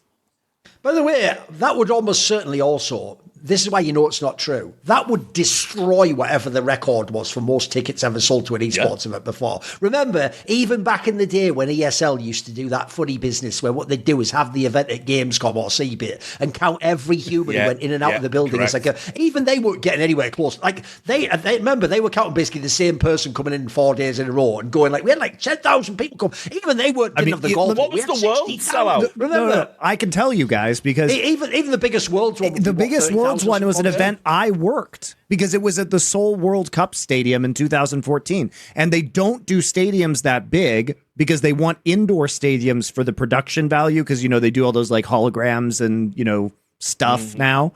So for the most part, they did the Bird's Nest in Shanghai one year. That was probably the biggest one, honestly. Google claims, Monty, that the attendance for the World's one you're talking about is 40K. Yes, there were 40,000 people in that stadium. Giant football I was there. Stadium built for a World Cup. I was there. But my point here is, like, even that, who knows if that really was 40K? That might be rounded up. But the idea you have 60,000, fuck off. No, you didn't. Even if you count the same guy 10 times, you didn't. You just didn't. There's no way. By the way, 60,000. Numbers only reported in Arab news, by the way, as well. You have to realise, so big. 60,000 would be like every single seat in like fucking Old Trafford or something insane. And like also, some giant stadium. you know that's a lie because if it was the truth, ESL would have put that out via press release. Of course, like I say, that's the number one. You lead with that. Where's the shot? Where's the shot? Just show me 1,000 people in the stand. Oh yeah, by the way, that's a good point, Richard, because if people don't know, there's a famous fake stat in Brood War where they had that one Monty that was on like the beach that one time. And look, I've done the one where you do by your eye, you count and try and do any rows. There probably are like 10,000 or 20,000 people there, but people lied and said that was like 100K. No. But the point is, the photo does all the work for you. When the photo looks like a throng of people, you don't have to say. I agree. If you had a photo of a stadium, by the way, forget 60K. If you even had 30,000 people in a stadium, mate, that photo would bang in esports. Remember, they've literally, ESL's old gig for the last 10 years was using a fisheye lens in the Spore deck to make 8,000 people look like 28,000 people. If they could, with a normal camera lens, take a picture of 60,000 people, you wouldn't even have to make it. That's the Mad Men thing alone. It's just the image there. You've sold it already, mate. You've sold it. You must be the biggest event ever. Yeah. There is the photo Arab News used to tell you about the 60,000 ticket sales. It's like, even at the back, it's look like how far people, up it guys. goes. It literally looks like a small TV. But Monty, there was a bigger space than that when I went to the opening day of the Overwatch. Oh yeah, the Overwatch League studio is bigger than that for sure. Like, look how far back the seats go. It looks like it only goes like fucking 15 rows back or something. Like, what? Yeah. That is outrageous. But this way, if you were a music act and you did a gig like that, that'd be considered like a small theatre or something. That wouldn't even be a big arena. Think about it. By the way, 60,000 is like Oasis at Wembley. I mean, but and people are like, well, it's not. It'd be rocking with 60,000. It's not. People are gonna say it's not at one time. Of course not. They're trying to count up all the tickets across all the events. But what I'm saying is, this studio doesn't have the capacity, even if you consider that fact. No way. To have 60,000 paid tickets. It just doesn't. But also, like, I only want to watch the Dota tournament, right? Cool. So, like, what percentage of the 60,000 are Dota fans? Well, the Dota crowd was dog shit. The Counter-Strike crowd was dog shit. The Warzone crowd the LoL crowd was non-existent, by the way, that year. Yeah, the LoL crowd was non-existent. The Bang Bang... Mobile Legends Bang Bang, please. Bang. Now, as we tell you here on the Four Horsemen, the esports industry stinks, but it would stink a little bit less if it was wearing some Mando deodorant. I've got their delightful bourbon leather, a nice masculine scent here in their solid stick deodorant. This stuff is great. And if you've been thinking about maybe switching up your grooming a little bit, Mando will offer you an excellent opportunity with our code on our podcast here. There's no antiperspirant, which I really like because I actually like to sweat to feel cool, but I don't like the body odor that comes along with that sweat. And the solid stick deodorant has mandelic acid to stop the body odor before it starts. They also offer spray deodorant and even cream tube deodorant, which is a lotion that you can rub into any place on your body where deodorant might be developing. Your armpits, your grundle, your feet, wherever that might happen, the cream tube deodorant is there. It's fantastic. I never thought I'd use it, but I actually use it more than any other Mando product right now. So Mando's starter pack is perfect for new customers. It comes with a solid stick deodorant, cream tube deodorant, and 2 free products of your choice, like a mini body wash and deodorant wipes. Remember, they also have soaps for the shower that smell fantastic. I like the Cloverwood scent personally, and I love the deodorant wipes because if you're out camping or you've been out exercising or you're going out after work and maybe you want to freshen up a little bit, I can promise you those deodorant wipes, rub them over your pits, you will smell great afterwards. Eliminates all that body odor. They've been a product I've really enjoyed myself. You'll get 2 of those and free shipping. And as a special offer for our listeners, new customers get 20% off site-wide with our exclusive code. Use code HORSEMEN, that's plural, M-E-N, at shopmando.com for 20% off site-wide and free shipping. shopmando.com. Please support our show and tell them the Four Horsemen sent you. We would really appreciate that. Mando's got you covered. Protect your bits. Smell great doing it. Yeah, the kids. Oh, and by the way, Monty, that's without even bringing up mad shit. Like when they did the Gamers 8, which was almost like the precursor to it being the Esports World Cup before they renamed it and bought that brand. Well, famously, I can tell you in Counter-Strike, the really awkward moment, and this was actually quite ridiculous because this was even before a certain other incident. Famously, guess what, Monty? The crowd didn't really cheer for the Israeli players, believe it or not, when they were walking around. Weird that, isn't it? Oh, it's weird. And that was before that certain incident happened. So again, this crowd is so fake and astral, it's nuts, mate. So, I mean... also, to be fair, just on that point, because I talked to some of the Israeli representatives on the ground about that. It was absolutely the case that they had to stop the booze. Right, it was even they artificially suppressed it then, right? Yeah. They took the crowd noise. They took the crowd noise out because every time the Israeli players were in a clutch or whatever in Counter-Strike, they were getting booed. So you didn't hear that at home.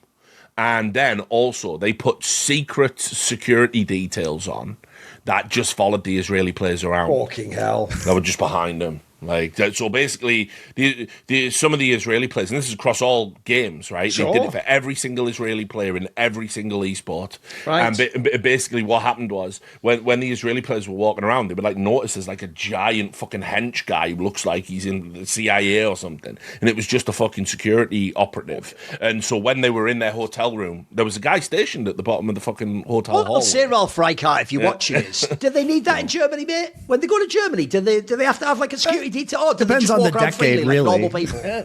Kind of. Well, oh yeah, good. That's good work. That's good work.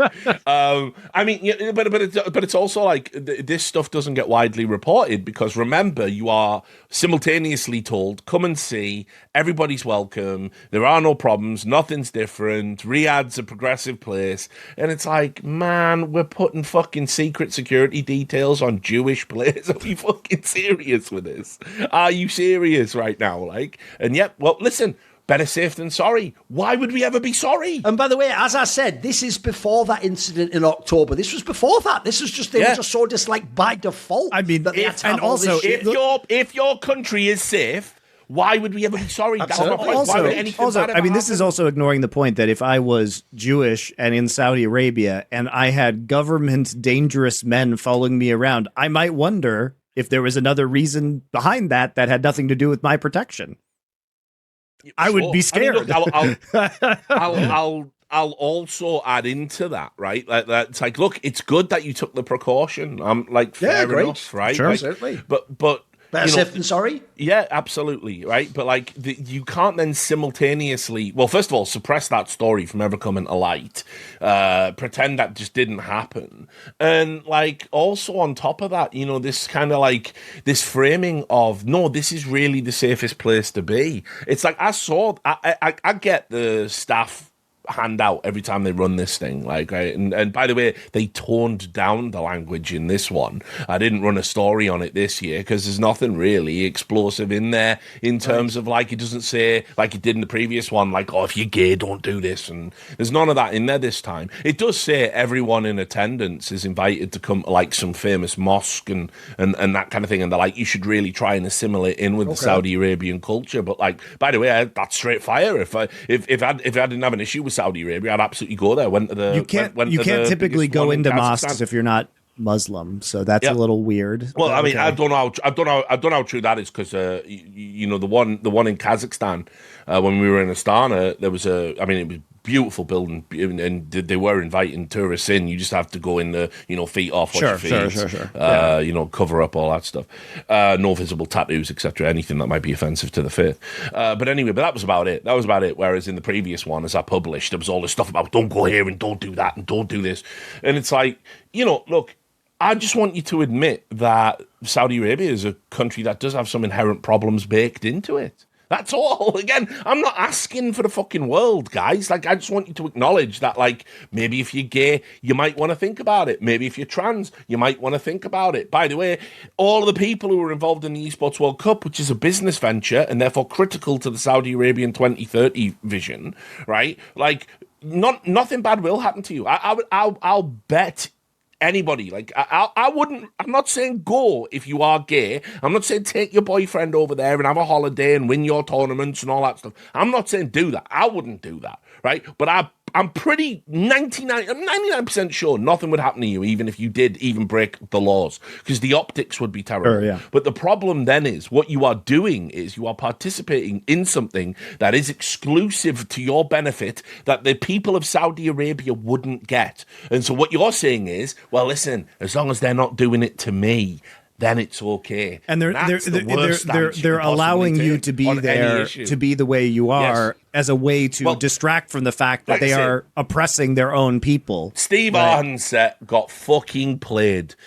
For a guy, if there's one thing I would have always said about Steve, it's like he is savvy on some level. He used to fucking, tie me up in knots sometimes whenever there was a fucking journalistic story coming out. By the way, Team Liquid have got away with some absolute horror shows. What was the name of that player again? Quaz, was it? That had the fucking freak out. And they covered it all up and dropped him. And basically he had a substance abuse issue and mental health problems. And they essentially benched him over it rather than offering him support. And he also got into physical alterations within their facility. Yeah, which is what they used as the predicate for getting rid of him. And it's like, by the way, everybody fully supported him on that and said Quaz was the bad guy. And then he resurfaced years later, wrote a twit longer, as was the format of the time, and basically said I had all these issues. And it's like, well, so Team Liquid just let that all happen, did they? Where was the support? What support was offered? And he's obviously saying, don't hate on Team Liquid, I'm totally out of order. Yeah, because one of the first things you do is you take responsibility for your actions, particularly if you've had substance abuse issues. Accountability is a big part of rehabilitation and getting back to a better place, right?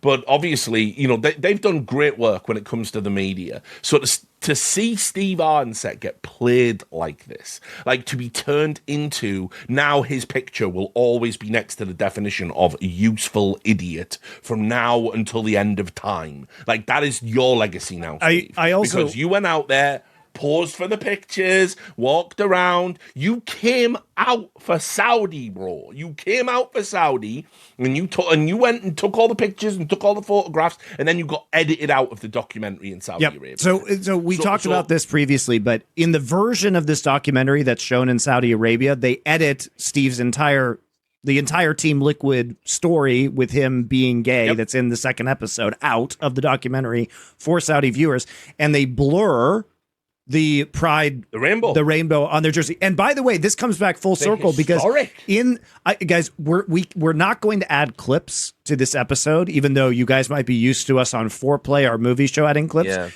because we do not want to just take it down. They will copyright strike our channel. Take us down. Yeah, they will. We cannot give them an excuse to do this. So I wish I could just show you this clip that I'm about to talk about. But in the final episode, so they build up a relationship between Victor, who is the other co-CEO of Team Liquid, and Steve. And in the final episode, there is a moment where Victor says, you can still see our pride logo. You can still, and which we now know you can't, because it's censored out of the Saudi version. So their reasoning behind doing this, which they presented, which is we want to help be the change, which is obviously bullshit. But, that you can see they were genuine in that desire, I will say, in this documentary. And that was captured, but we now know it was censored out. So that reason was censored out. And Steve is very focused at the end of this documentary on, oh, yes, Team Liquid's going to get $4 million for being second place at the club championship. And everything just kind of clicks at that point in time. And like we've said, you can have a priority that is money, but you cannot position yourself publicly as a moral organization and still want that money. And it's fine. Like we said, take the bag, but it's so clearly about the bag. And you see exactly why, when they say life-changing money, that the teams are addicted to this money, because it's not just the $4 million that Team Liquid wins. The mechanism of Esports World Cup is that they give the organization, so they give Team Liquid money for every esport that they enter into, because they want to have this prestigious multiple. We'll get to that as well. We are with Falcons. Yeah, well, no, but not just that. I mean, the way they talk about it in this documentary is that until the existence of the Esports World Cup, there was no point in accruing the best talent. There was just no point. Why would we do it? We'll just hire any old shit players and just see if we win because reasons. And they get people on camera, including OJ Borg, our colleague of ours, and they get him to say, "Oh, it's created an arms race for talent." But the Esports World Cup are paying for the team, so it's not an arms race, is it? It's not an arms race if I, the fucking weapons dealer, come into a room and give everyone an AK-47. That was a fucking arms race. I'm just giving you the arms.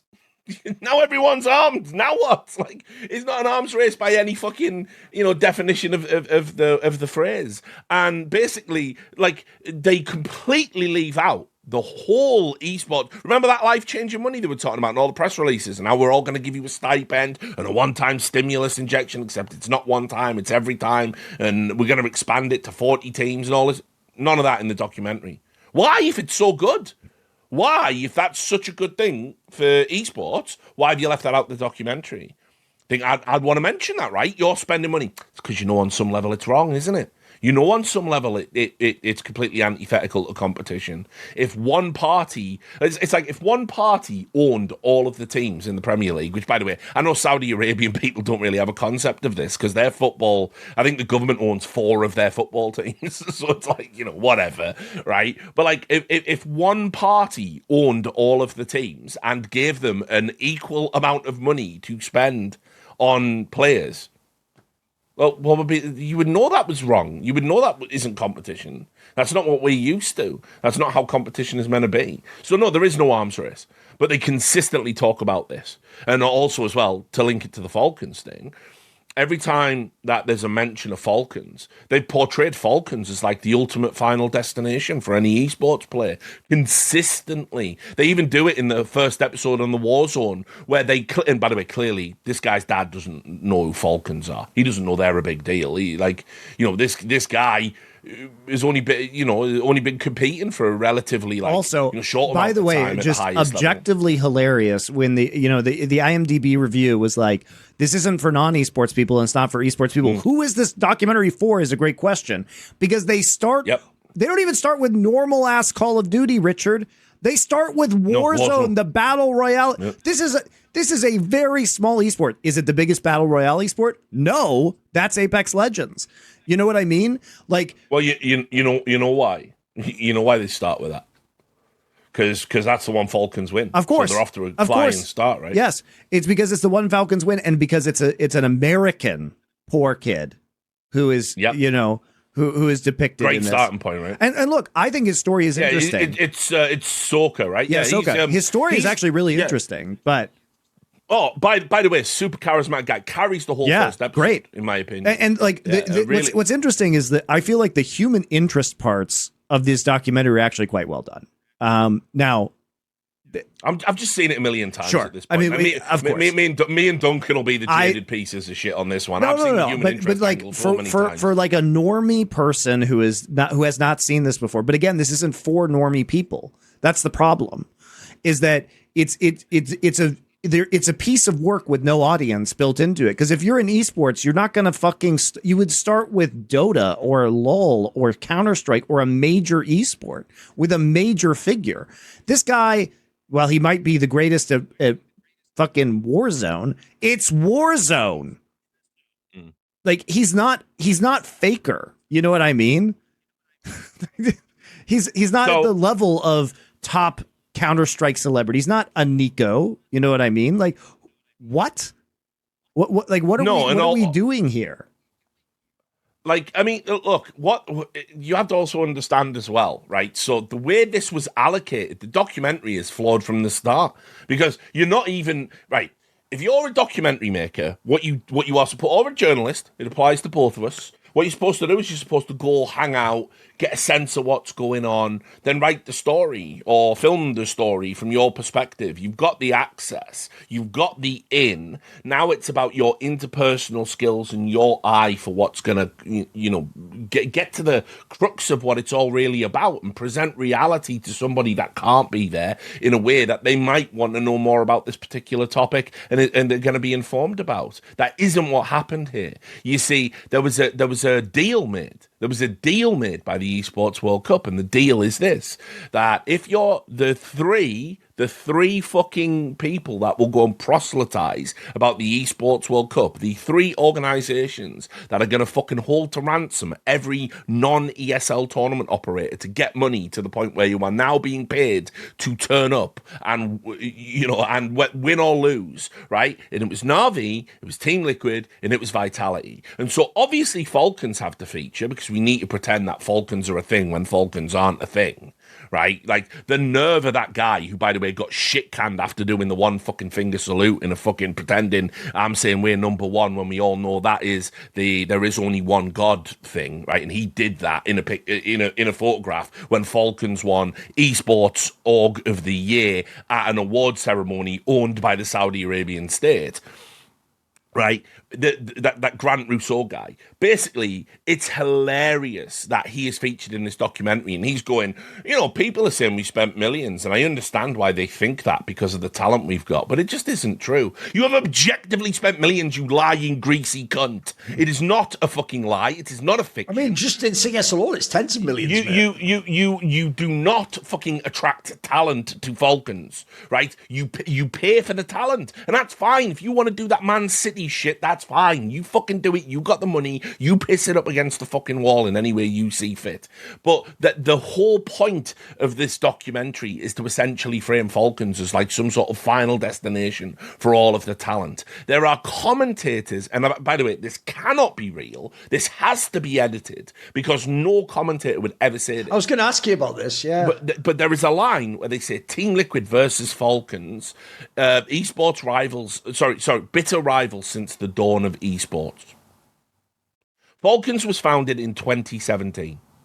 And was nothing for many years. And wasn't relevant outside of FIFA until 20. By the way, two little details as well. One, on the Steve Arhansett thing, this is why all of the great flowery words you said mean fucking nothing, because the actual action taken by the Saudis showed they don't agree with your values, they are not their values, and they will not promote those values to their people. So you were categorically proven wrong the first time you actually got a chance for them to show you via action whether they agreed with what in words maybe they told you they agreed with and what lofty ideals. Then secondly, I also agree on that one. That is mental, because here's the other thing that this documentary gives away, right? Technically, we don't actually have the information on the paper trail to prove that Falcons is just the Saudi-owned dog that they want to succeed. But the way that it is framed in this documentary and the way that the actual tournament circuit itself of EWC is set up makes it all but certain this is just their made man who is there to win. This is fucking Hulk Hogan, and his job is to win WrestleMania and be the WWE champion. Like that, this is just so obvious in the way that they've done it. Like, they're not trying to even be subtle. Because I agree, this thing that we're going to build up, that not only, here's the weirdest thing of all that I don't mention,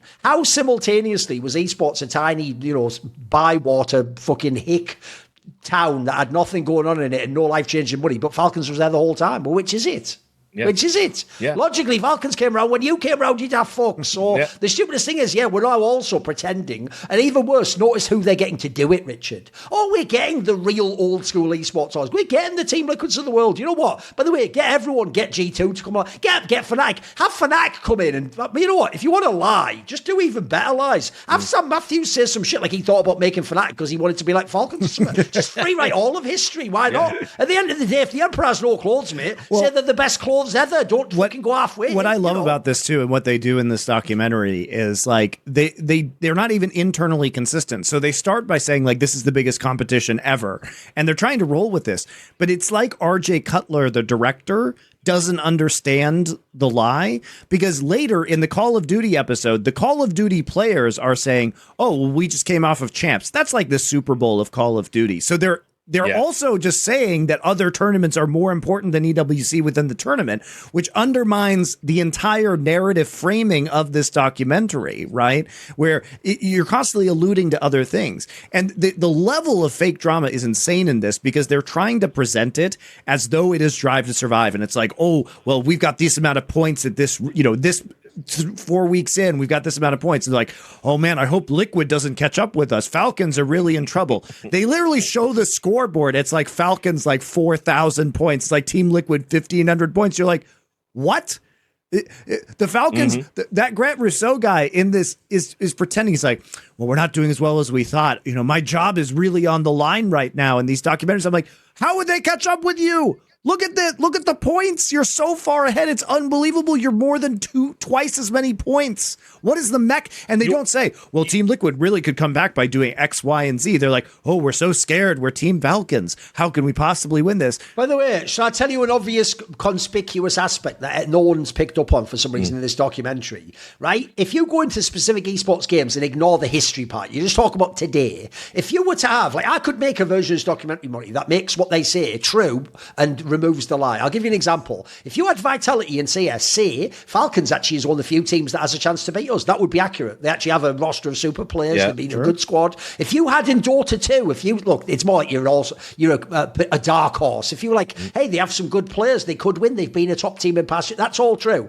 right? What's the biggest esports game in the world? League of Legends. They aren't even in League of Legends. Yeah. And also, that is so conspicuous. It's also crazy. The story, because you're simultaneously selling the idea this is the biggest event ever, and Falcons is the biggest org. Where are you in League of Legends, bro? Well, that's really also they conveniently ignore the story that Falcons tried to get into League of Legends and was rebuffed by Riot. And why would that be? By the way, they'll take money from anyone, mate. Yeah, why would that be? Is it because they won't reveal their ownership, which is a requirement of being a franchise League of Legends team? Oh wait, who? Hey, RJ Cutler, who owns Falcons?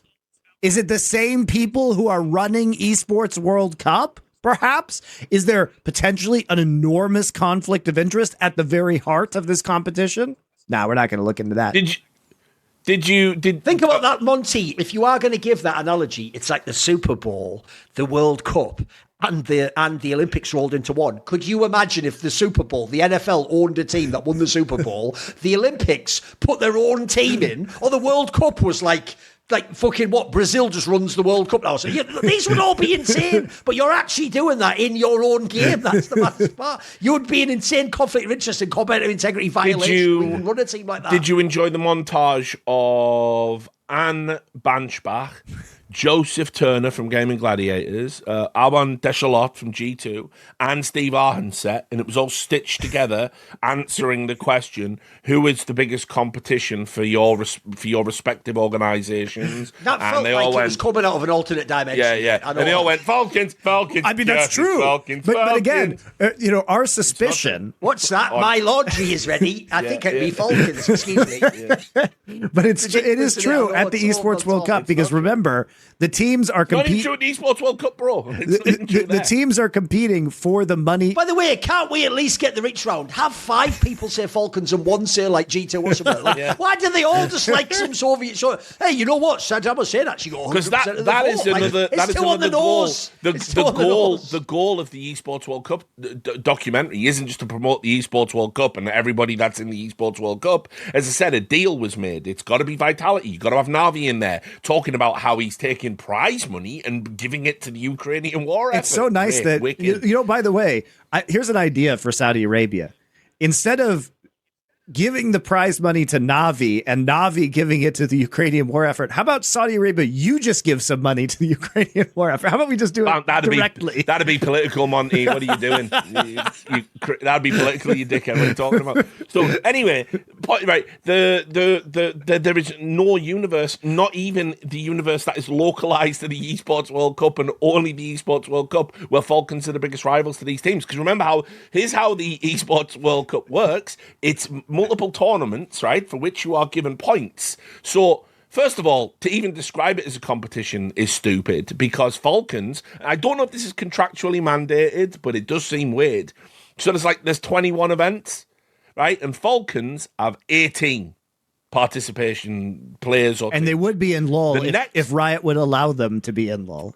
The second highest was like 13, which was Team Liquid. And we suspect if the Falcons reason had is any degree of success or competency, how can you win if I play it in 5 tournaments less than you, who are already buying up all of the best talent in this? How would it be possible? you know when they go with like the Olympics, the Olympics doesn't have just the USA in every event, and then other teams like we're already in 3, we're not in them all. Like, well, you'd win every time, wouldn't you? And the fucking medal total. And we suspect is that there is a cap to the number of teams that they will fund for non-Falcons teams, and probably for Falcons teams as well. It's just that instead of Falcons, the Saudi government just gives direct money to, or the Saudi royal family, and then they also indirectly give them money by funding them through the Esports World Cup to acquire teams, but it's just the same money. And so basically, like, they'll say, well, we'll give you up to 13 stipends. Falcons, you can have 21 stipends, but you can't get into League of Legends. So sorry about that. You know how many competitions Falcons want? This all-conquering Falcons, right? The final destination for every esports player. 2? The fucking I'm guessing biggest 2. rival to everyone. Yeah, 2 out of 18. Because they had like 4,000, right? 5,000 points. Do you want to know which organization also won 2 events they entered into? Team Liquid? Wrong. No, because they have to have won it, so it'll be someone shit, I'm guessing. So Team BDS from Switzerland. There you go. Okay.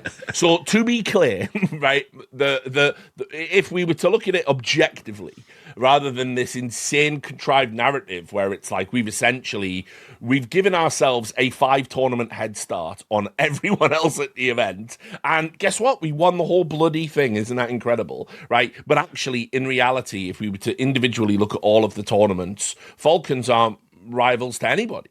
It's also not the way esports works. Here's the one thing they are actually doing, somewhat like a World Cyber Games. Famously, World Cyber Games, after the first few years, lost a lot of its prestige when their model became you just have to take money from game devs for games that shouldn't really be in like an esports tournament, like Caedrel 3D or some like burnout racing game that like no one plays. I mean, the joke goes, you guys remember, you were back then, you would sometimes get people, even from like UK or USA, where it's like a player from a different game was like, oh, right, I'm actually not good enough to get in for StarCraft, but what, there's like a pool game, maybe I'll have a go at that and get a free trip. Like, but the difference is no one at the end pretended it was the Olympics and was like, you're doing banks real dirty right now. Okay, Sweden, you have indeed won the Counter-Strike gold medal, but I'm sorry, which actually they didn't do, well, except at the beginning, but I'm sorry, the team that's won the Caedrel 3D and Burnout, they're the overall winners of our world. Like, that wasn't a thing, but that's another thing you're also doing that's a scam here, by the way, is it doesn't matter how good your in the future League of Legends team is, Dota 2 team is, the joke is the Falcons will win every year because they'll just get every fucking game you don't care about and have the best player in. Like, in fact, they've almost made, that's another thing they've done. They pretended all esports are equal, whereas we all know that, as the famous discussion that is always brought up by the massive egotistical CEOs, could be Astro, could be fucking Carlos at certain times, whenever they do the dick measuring competition of I'm the real biggest esports hawk, what do? We all say, well, here's the big esports games, let's look how you did in those, then let's look at the side. You don't go, yeah, you just win if you have the most overall championships in a title, because we all know you could have a guy playing Cops online in StarCraft, you could have some fucker in some game that's tiny. So, no, that's another thing that is totally bad faith. We do not treat all esports as identical. Like, if you told me what games they won in, I bet some of them are games I've never fucking seen, mate. It's ridiculous. Right, so, and on that note as well, man, what were they thinking with the tagline for the Esports World Cup being nothing is granted, right? Everything is earned. Right, that's that. Right. So let me just make sure I've quoted that correctly, right? Because that is some like pure Soviet propaganda shit. Where, it's like we know that they know that we know that they know that we're lying. Right. You know. It's so here's the problem with that. There's multiple problems with that, as you can probably tell. Right. So first of all, you are literally giving out, I believe, grants to the teams. A synonym for stipend could be grant in some ways, you know. Yeah, indeed. Right. It's how English works. So they even had a guy called Grant running the whole Falcons thing. You know, it's a mess all over the place.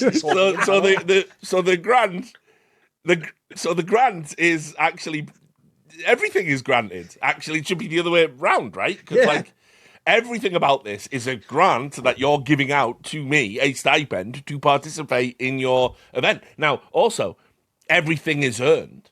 Well, not everything, right? There's like zero chance of like, I don't know, like you're always inviting Falcons. Also, isn't it invitation? It's not an open qualifier. Of course, it's partnered team. As far as I can tell, this is the least earned competition in any context. Like, it blows my mind. And here's the mad part, right? I know. Their whole shit on this topic isn't like you know, Richard. He has the greatest clothing ever made. This is up there with. I don't know if you know this, but Riot has this tournament called the Mid-Season Invitational where you have to qualify and nobody is invited. This is just the opposite of that, which is that everybody is invited, nobody qualifies. I mean, that's not true. I guess some teams qualified for it, but most teams are just invited. I'll also add, it's too on the nose for me that this is an event that is run by a monarchy. Mad, isn't it? I know.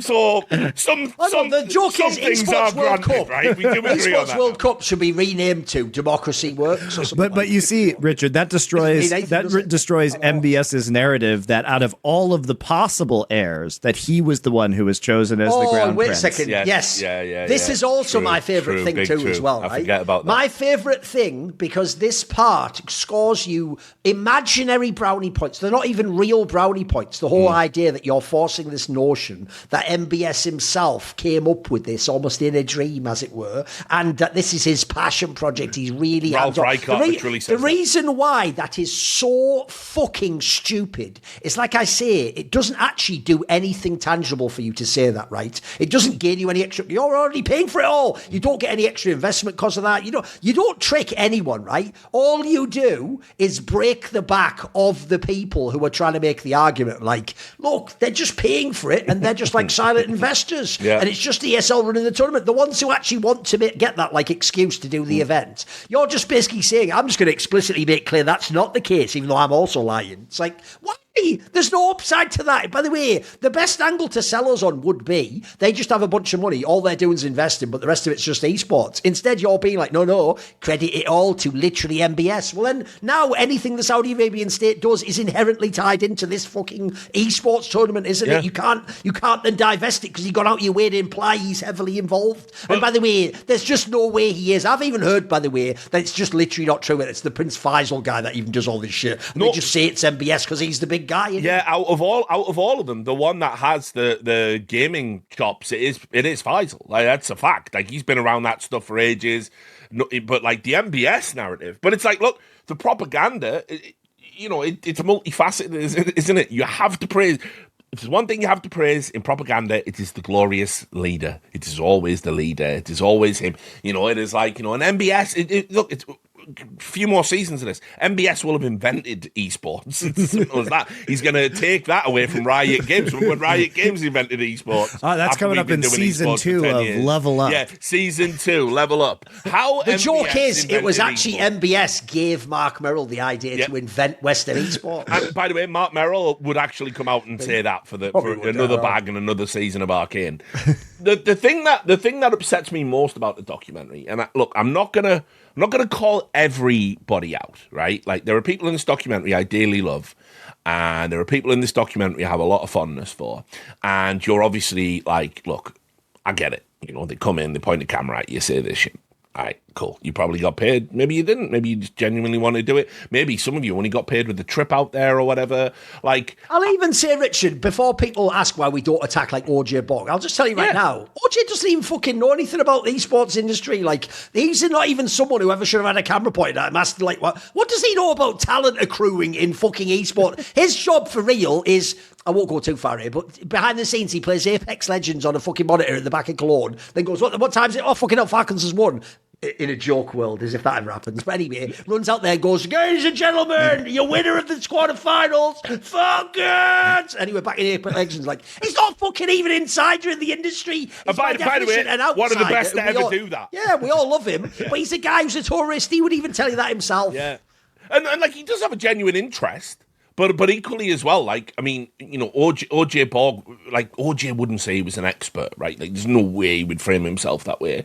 And so, look, I'm not being critical of all those people, like Rachel's in there, Katie's in there, but Trevor's in there. The thing is, these people, it's not that Rachel and Katie don't deserve to be in here. They just don't. They shouldn't be in the position that they're in this documentary. First off, because they're fed a ton of scripted lines, and the scripted lines are wrong. They're just wrong. I mean, one of the things they are wrong in some cases. They're just wrong.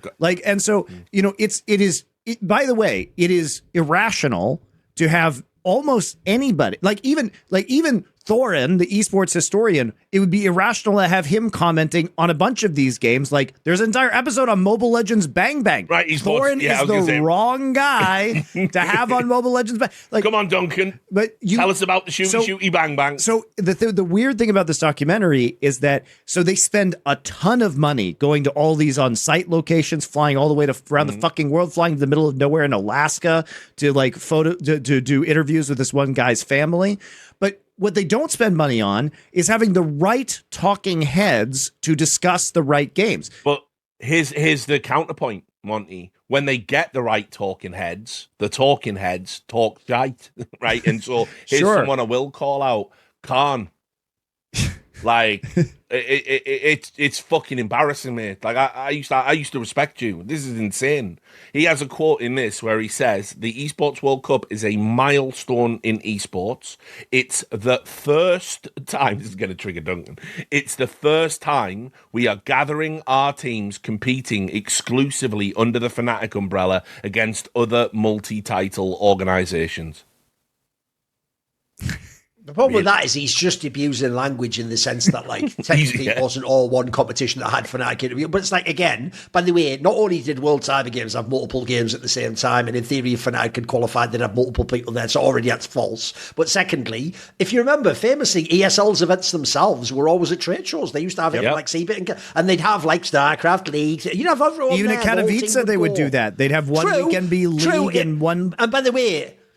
The obvious counter to what Khan's saying is, yes, Khan, the reason there wasn't explicitly a club on Club One is because that's fucking shit, and everyone knows that doesn't work. So you're right, yes. By the most strict letter of the law, you are correct. It's just the spirit of what you're saying is incredibly disingenuous. You are trying to make it sound like everyone was atomized, and that, for example, we didn't have the discussion I just said earlier being multi-gaming teams. Like, we have. It was just a colloquial thing before. Fnatic turned down CGS quite famously. So... I know he's aware of its existence. so also, yes, Fnatic didn't participate in CGS, but the way you're making it sound by using the qualifying but that's the thing. And someone who's a casual won't get that the Fnatic part is the secret loophole, isn't it? Exactly. And so it's like, oh my fucking God. And as I said, Ralph Reichart knows MBS didn't fucking go to him, right, and say, listen, I've got this idea, right?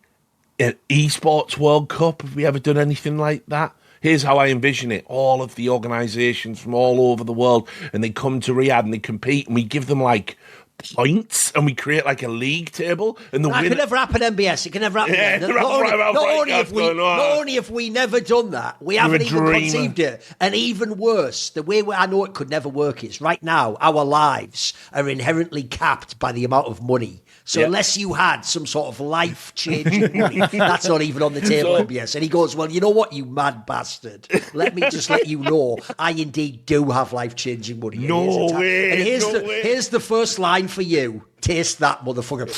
Holy shit, that's life-changing. Get me a documentary crew there right now. So here's the other aspect to it, right? I'm supposed to believe the timeline goes like this.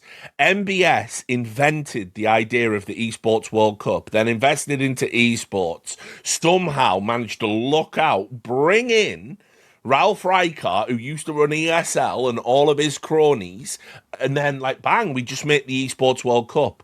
Or was it Gamers 8 already existed?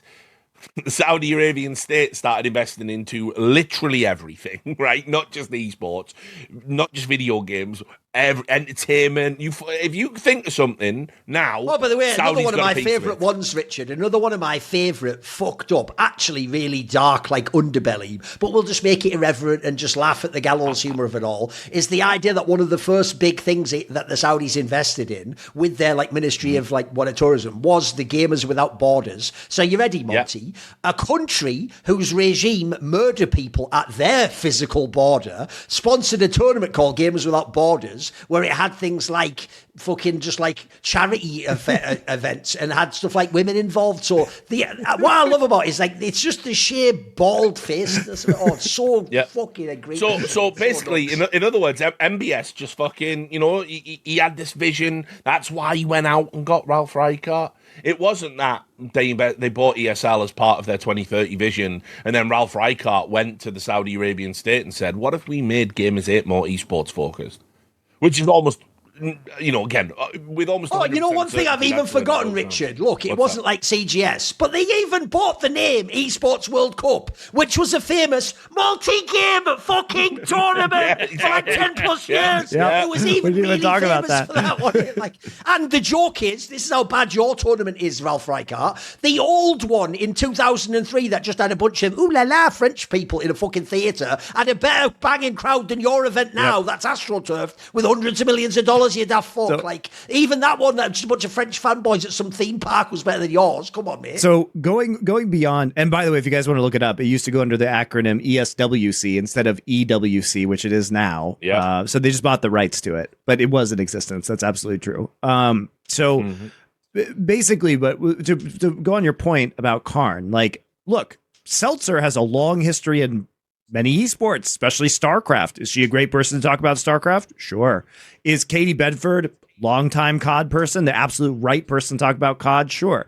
Do I want to hear Katie Bedford say that in the middle of a match between T1 and Liquid, that Faker and T1 are not used to aggression because teams freeze when they play against Faker, which also ignores... What does she know about League of Legends? Come on, mate. Ignores all the times. So sure, some players freeze against Faker. That's true. An equal number of them do crazy shit to try and get any kind of the advantage. Opposite, Monty. The famous thing is they all chase him. The joke is in every game Faker plays, and this is part of his strategy, he's the fucking laser pointer, and they're all the cats just diving after it around the room. People play, and that's even half of how this guy plays. People play so aggressively Everyone wants Faker. to kill Faker, basically, Monty. Everyone wants to have that image on the basically, screen, people just want to see like on the screen that they killed Faker, and they will do the most absurd shit and lose the game to kill Faker. So the idea that people freeze and aren't aggressive, and that he would somehow be super surprised by Team Liquid being aggressive towards him is just not true at all about League of Legends. It's not true about Faker. It's not true about T1. It's not true about his career. And she just has this scripted point that she delivers. And these things are so, these lines that they deliver are just so soundbite perfect. And it's just so clear that, again, the entire documentary is contrived to the max, because it's clear the obvious goal was we have two women in esports. And again, they want, part of the goal of Saudi Arabia is to show women who are Western appearing to be in Saudi Arabia and working as part of this event to cover up the human rights violations that they do to women in their own country. And so they found a couple of very articulate women who can discuss esports, and then they fed them a bunch of lines, because I don't think either of them would say they have in-depth knowledge of these other games. And then we get a bunch of lies that are totally warping the history of the players we are discussing. Like, and I wouldn't. I mean, look. And what's so crazy is you have what you're pointing out here, Monty, as you well. have Quickshot right there to talk about Faker. Quickshot's been there By the for way, Faker's entire career. So notice how it's not enough to just have the tournament and have all the... Why do you also have to steal history as well and rewrite all of history and pave over our whole history with, like, there was nothing until we came along? Again, we make the joke about Riot doing that, but you're just overtly doing that now. Riot just, like, in spirit does that. You're overtly pretending to have, like, created esports history or leveled it up. By the way, that's even why they called this cocksucking documentary Level Up, isn't it? It's the idea that, like, hey, level up like in Mario, man, when he, like, gets shut the fuck up. Like, it's just nonsense in it. The whole thing's whack. I mean, look, I'll also add as well, like, the way that they've folded these people in is, it's done really cynically. I do feel sorry, because it's like, look, Katie especially like had issues with like the CDL and, you know, politics there, and Not cancelled herself. and that was total bullshit. That was like the most outrageous.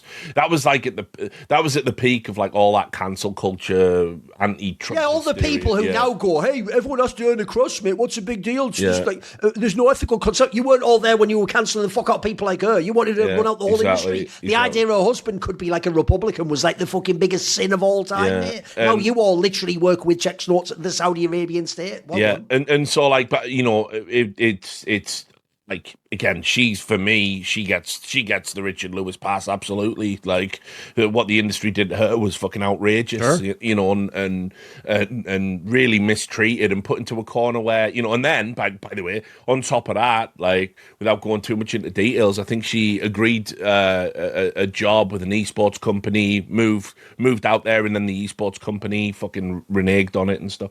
She had like a real tough time. So you're right in what you're saying, but I mean, you know, look. No, I'm not blaming her. What I'm saying is, like, what's outrageous about the crafting of this documentary is that it's clear that this was the direction they were told. Feature these women, because again, it is all about manipulating optics in favor of Saudi Arabia, and this is bullshit, because if you know esports for 1 second, like I said, you literally have Quickshot, who is also paid to be at the entire event, who is featured in this documentary at different times. Why don't you have the talent that is there do the discussions on their own games? Like, that's just, why would you not do that as a documentary creator unless there was a different motivation to do something else? I mean, you know, Duncan's right as well. Like, they're very across every episode of this documentary, they're very clear in what their intent is, and it is to steal history. It is. They definitely want to do that in the same way Riot did when they came in, where they pretended they came up with the freemium model, they invented esports. The Saudi Arabian state, through the mechanism of the Esports World Cup, they're running that back. They're running that tactic back. They want this to be year zero. The year we made the Esports World Cup, that's the year that esports really started, not the other stuff. We were just out there in the wilderness. We didn't have life-changing money. We've never had a big prize pool. We've never built anything that has all this luster and prestige. We've never built anything that worked until now. Now we have, and now this definitely works. And by the way, when this isn't even here in 5 years, you know, it's going to be really funny. It's going to be funnier then to look back at just how ridiculous this all was. But also, they're doing it in little ways. You know how like Caedrel deleted those tweets? You know, there is this, like, it's not just that they are stealing history. They want to totally retcon that anyone was ever hesitant about this and that there was ever any concerns, because that implies if you were concerned about something, then maybe there was something wrong. Maybe there is a debate to be had. Maybe there is discourse to have. And this is so on brand for Saudi. They've done this in multiple sports. They quite famously, they did it in wrestling. I don't know if you saw this, because I mean, look, we're all adults now. We haven't got time for wrestling. Not saying it's childish. If it's your bag, whatever, do what you love.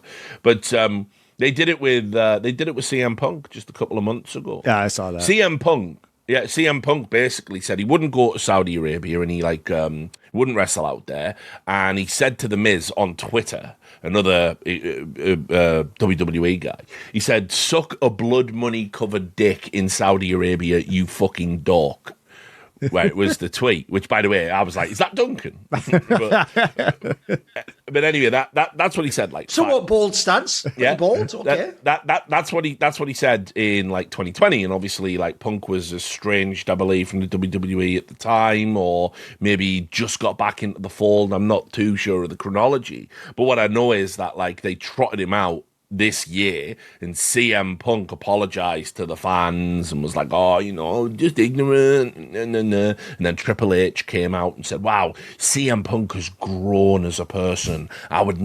He hasn't. He's debased himself. Is what he's done. He's sold." By the way, you know what's so interesting about this conversation is it's always the Westerners who have to grow less ignorant about them, and never them who have to grow less ignorant about us. It's crazy. And look, I also, even though, by the way, that is exactly the opposite, Monty. If it was them who were changing their values gradually via progression, and they would be going, actually, interacting with the Westerners has made us reconsider some other thought. You'll never hear those words. No, never. Turns out women are people. No, never happening. So I mean, look, as I said, the documentary series is more. I would urge people that like our stuff. It's really hard because if you watch it, it's going to get viewership. But I also think it's just going to be such a pathetic failure. It's not going to move the dial. It won't. And so what I would just recommend to anyone is watch the first episode, maybe half of the first episode, and turn it off or whatever. Because you have to really get a handle on what they're trying to do with this. And as I said, every episode after that fits the same formula because, RJ Cutler's a fucking hack. And it just is. I'm an esports player. I'm so poor. They did reference, I think it was in the Vitality episode for the Mobile Legends Bang Bang. Yes. Whiz Bang, Kiss Kiss, Chitty Chitty Bang Bang. They had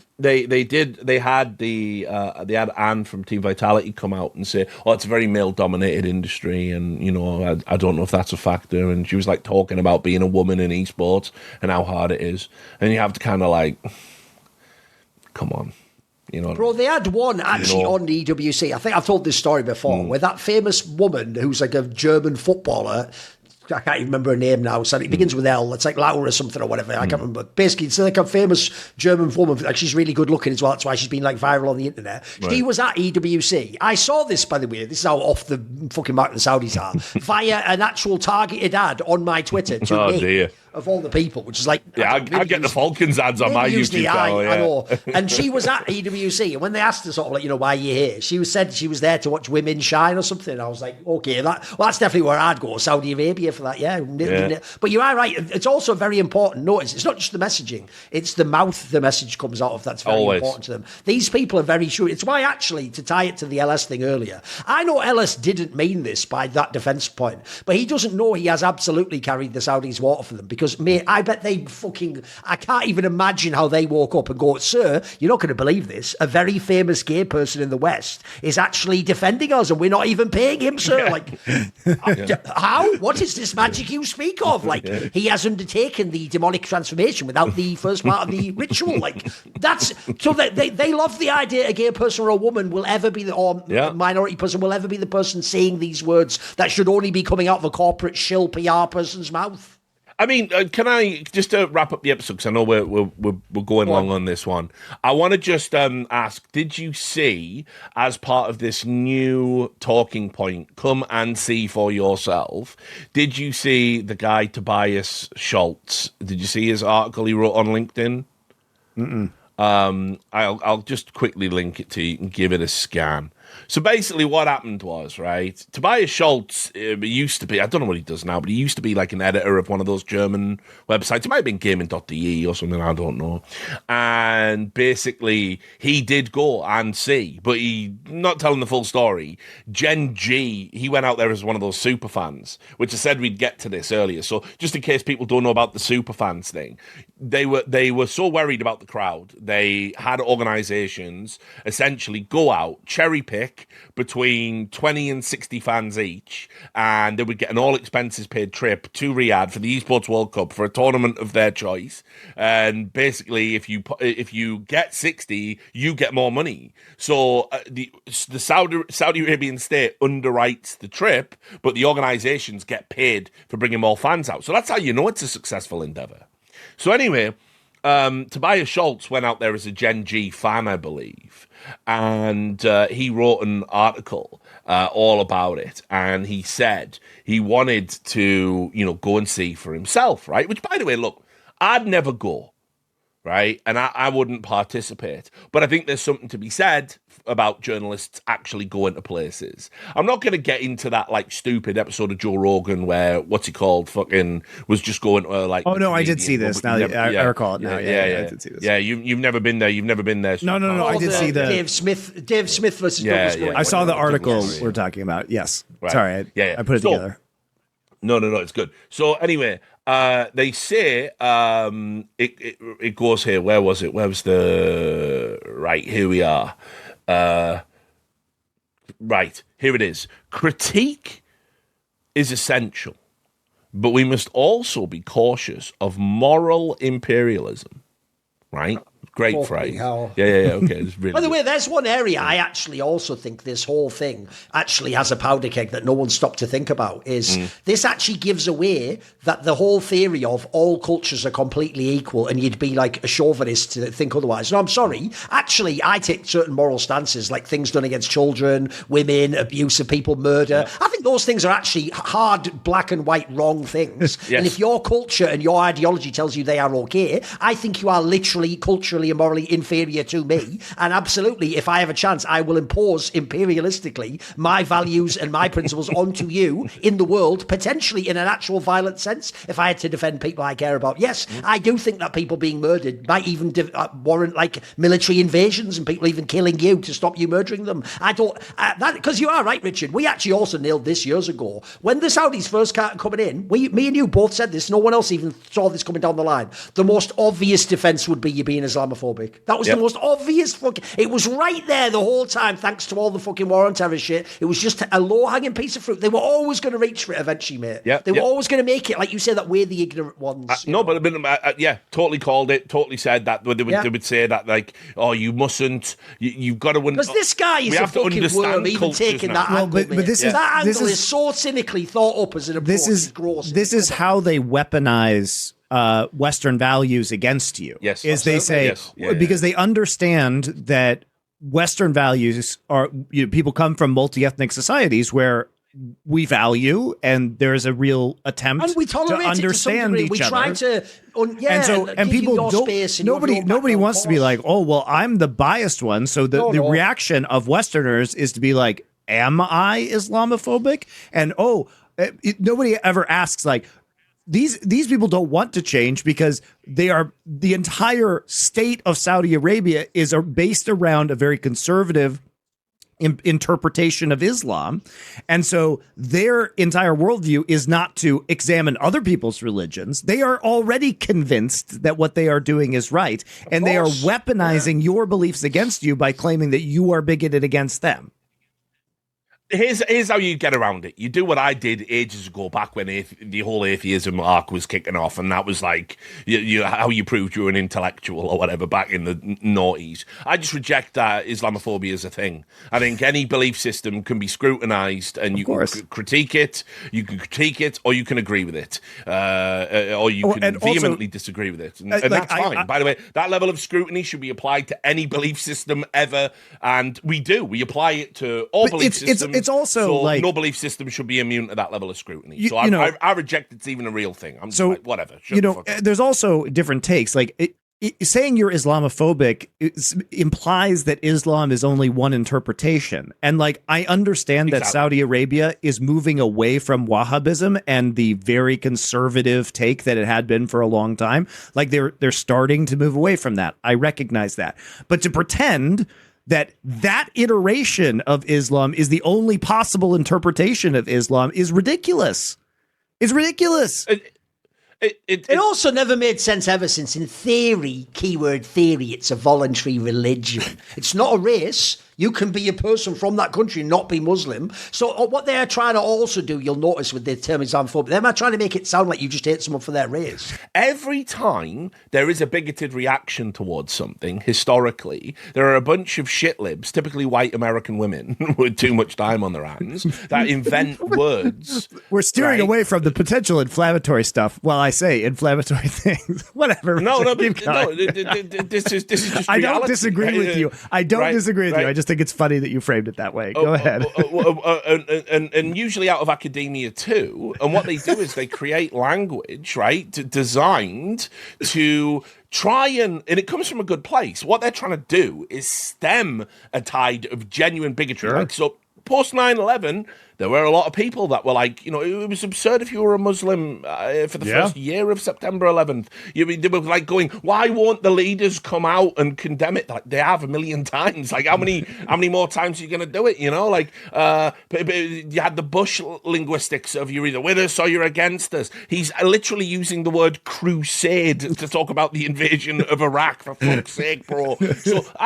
So people invented this term, Islamophobia, to try and stem that tide. But the problem is now, right, like divorced from the zeitgeist at that time, it just becomes a totally redundant phraseology that doesn't really mean anything, never did mean anything. It was a completely invented term. And now we're just left with like, well, listen, if you don't like anything that a Islamic nation does, you're an Islamophobe. No, not at all. Not at all. And by the way, why would it ever be the case that any belief system can somehow wriggle through this like tiny little nook into getting, right, I am an unimpeachable belief system now. Like, you just can't talk about it. By the way, you don't even share the belief system. It's another classic. What would you know about it, bro? Got me. Yeah, my bad. I didn't sign up to it. Yeah, my bad. So I know nothing about it. So again, I'll apply that logic to all these other belief systems. Oh, no, I can't do that. Well, listen, guys, Republicanism is just a belief. What are you, a Republican phobe? Like, we don't do it, guys. We don't do it. Right? Are you a conservative phobe? We don't do it for it. But so I understand why it exists, but I just reject the premise that it's actually a necessary. It was totally reflexive. It was born out of that time. It doesn't need to exist anymore. But anyway, so on this point, I want to make it clear that, like, yes, the people that really suffer under Islam, ironically, are often Muslims, and that is just the reality of how the world works. It is baked into all the theocracies, all the monarchies around the world, and that is what we're essentially, talking about, because this is an event that is designed to launder that reality and to make you think that isn't happening. And so I'll just read to present themselves as a Western pluralistic culture. Yeah, they are not a pluralistic culture. No, but what they do is they craft the bubble in which this event takes place. Yeah. It's basically like the fucking Truman Show, where they put everybody in the fucking Truman Show. Yeah, if Tobias Schultz went to North Korea, he would see all the people waving at him in the street. That's fucking great. Hey, this grocery store sure is full of food that they took me to. Yeah, exactly. What's behind that wall over there? No, military's coming away. Oh, well, North Korea must be good then. So, but for a former journalist to write this is fucking crazy. Oh, it's crazy. But anyway, he goes, Western discourse often assumes its ethical frameworks are universal, framing events like the EWC primarily as moral crises. Yet this overlooks local contexts and aspirations and risks replicating post-colonial power dynamics, telling emerging regions how they should engage with global culture without listening to their perspectives. This does not mean abandoning critique. I mean, apparently it does. It does. It means complicating it, holding both truths, acknowledging human rights concerns, while also interrogating whether Western criticisms inadvertently mirror historical asymmetries of power. Bro, there is no asymmetry of power here. The Saudis have it all. There is no asymmetry of power.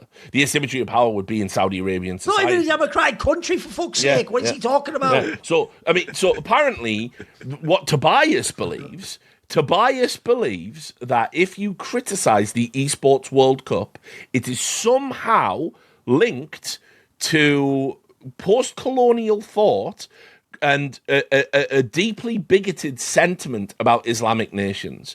Like, I don't care who you pray to, right? I do care if you put a woman in prison because she didn't cover herself up out in public. I don't care how many times you pray, right? But I do care if you kill a gay person because you found out they were gay in secret, or you beat a confession out of them. I don't care. And also, by the way, there are other Muslim nations. If you murder political dissidents, then that is not a democratic, diplomatic, free society, and not one anyone should want to carry water for. These are not. It's not like these are diametrically opposed thoughts. By the way, Saudi Arabia right now is part of that coalition at war in Yemen, another Muslim country. Like, what's stupid is they're closer to imperialistic behaviour than most of the fucking people he's talking about. Yep. Also, he's done the usual thing as well of like, explain to me, Tobias Schultz, what Western government is interacting with the Esports World Cup? It isn't a government, you dickhead. It's a bunch of people and individuals and game companies. Like, he's also doing the like, what about the USA? That's irrelevant. We'll have that conversation when the USA holds their tournaments. Yes, you will be invited, Tobias Schultz, so you can inform yourself about America and its post-colonial problems, etc. But that isn't the conversation we're having here. And by the way, absolutely, he has tried to imply that any critique is Islamophobia. And He said it himself. He even uses the line in the next paragraph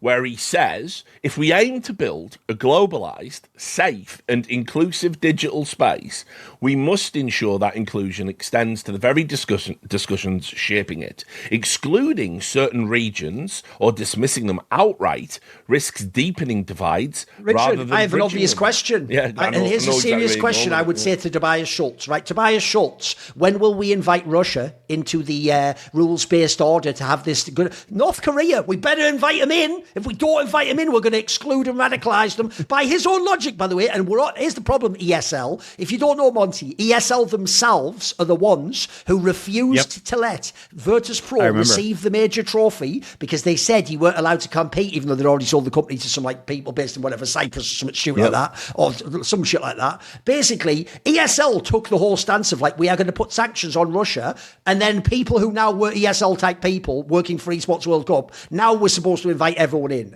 It's never worked this way. I said this before. It's also, by the way, in esports, the ultimate cancel culture industry, never worked that what you do is go, we better keep the person on side and just change their opinion. No. The second you do a tiny moral infraction, microaggression, as it were, we eliminate you from Another the bullshit space. made up term by those white American liberals I was talking about earlier. You are done forever. You are irredeemable. But magically, if you are the Saudi Arabian state, we better keep you really close so that you can learn from our bosom, as it were.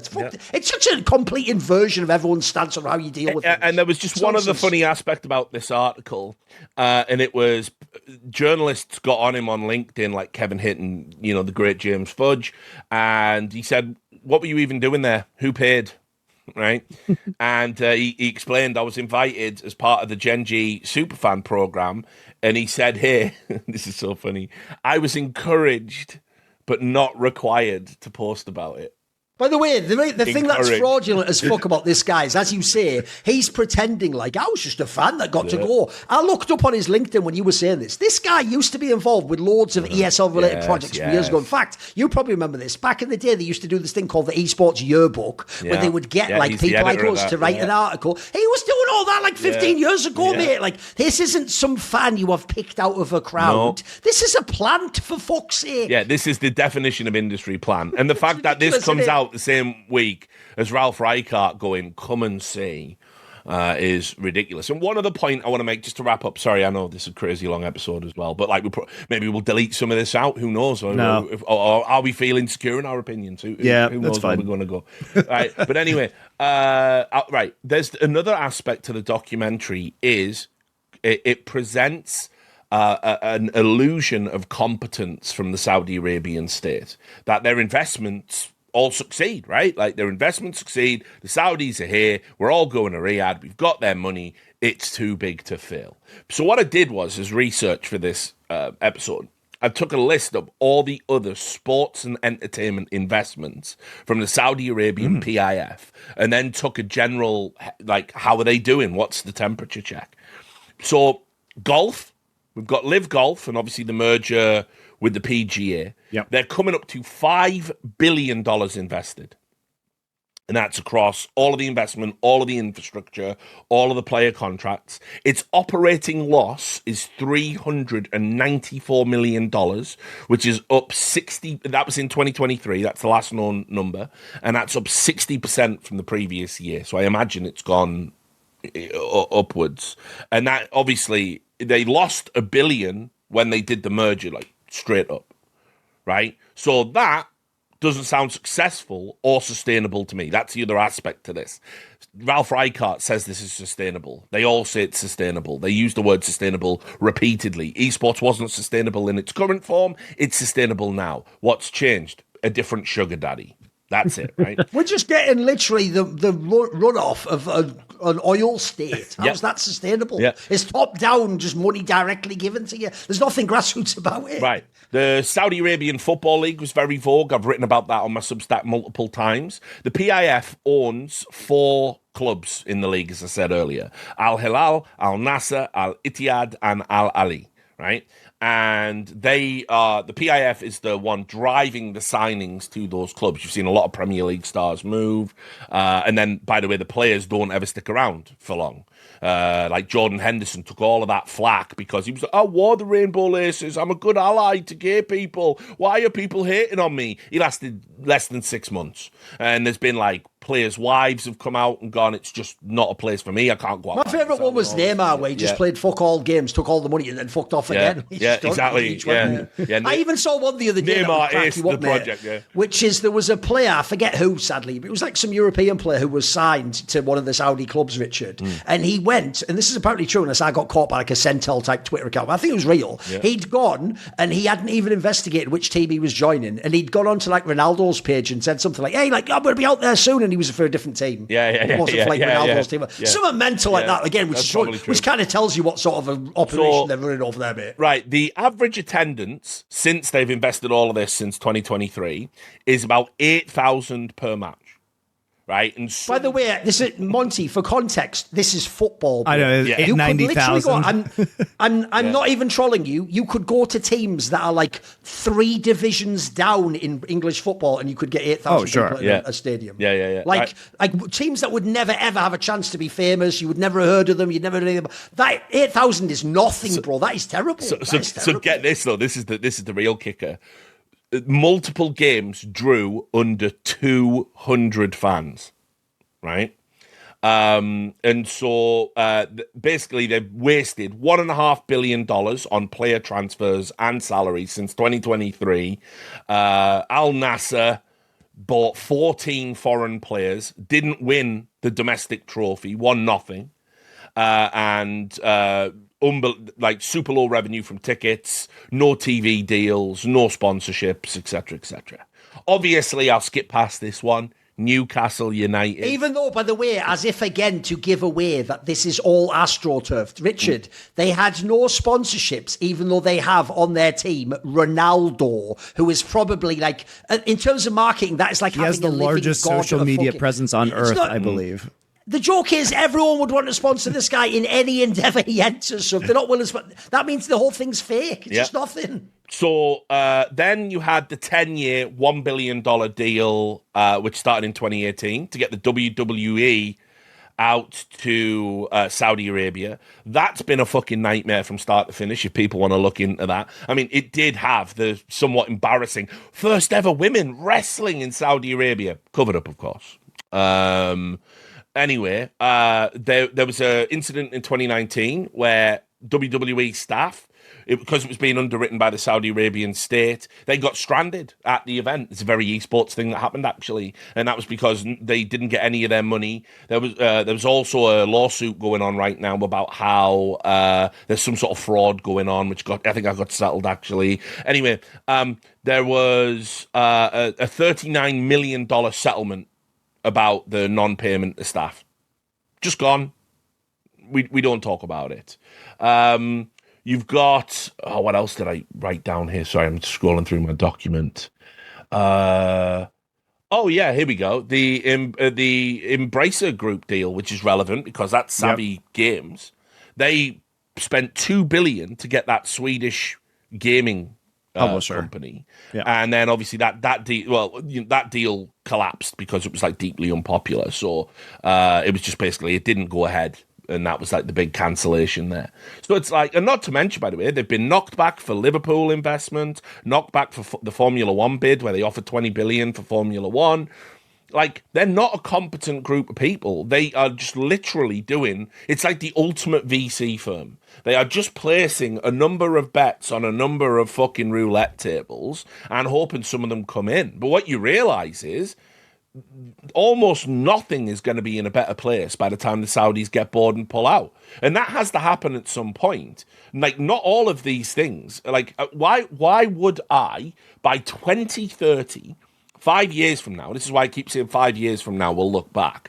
When they get to their endpoint of 2030, they want to have divested themselves from oil. They want to, so it's like, they're moving into all of these areas, not for profit, but for cultural relevancy. But what happens as society moves away from oil? I know we're a long way away from that. And by the way, 2030, we'll still be fucking dependent on that shit, sucking on that oily dick to get fucking our cars to go and keep our power grids on.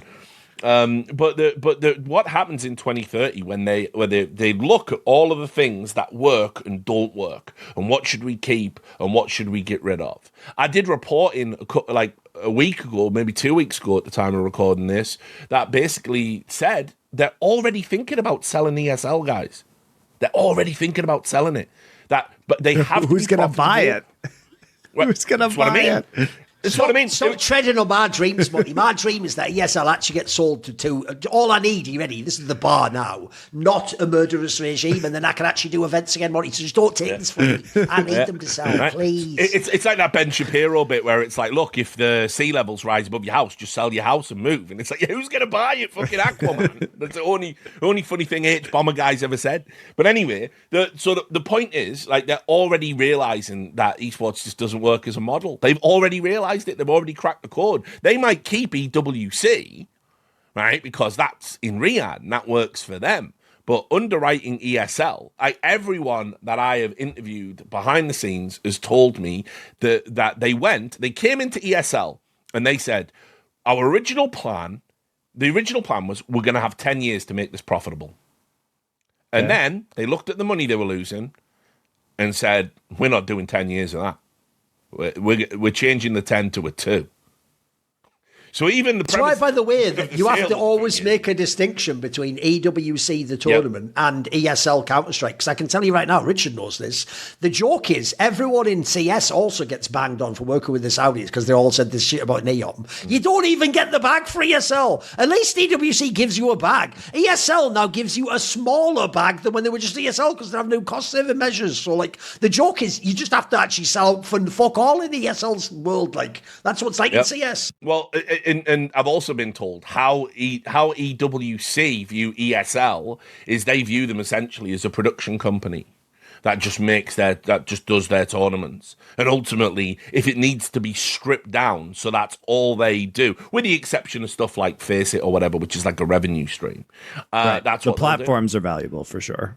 Yeah, absolutely. I mean, and they bought that Mobilytics or whatever the fuck it was called. They bought that as well at some point when I was trawling through the financial records. I imagine shit like that's going to be fine. I imagine like stuff that people pay for a service for will be fine because it creates money for itself, and all you need to do is just balance income to staff wages, etc. The sprawling nightmare that is ESL, I'm amazed they even sold it in the first place. So we've got a head office in Germany, bureaucratic nightmare, base in Poland as well, but also an American office and a French office as well.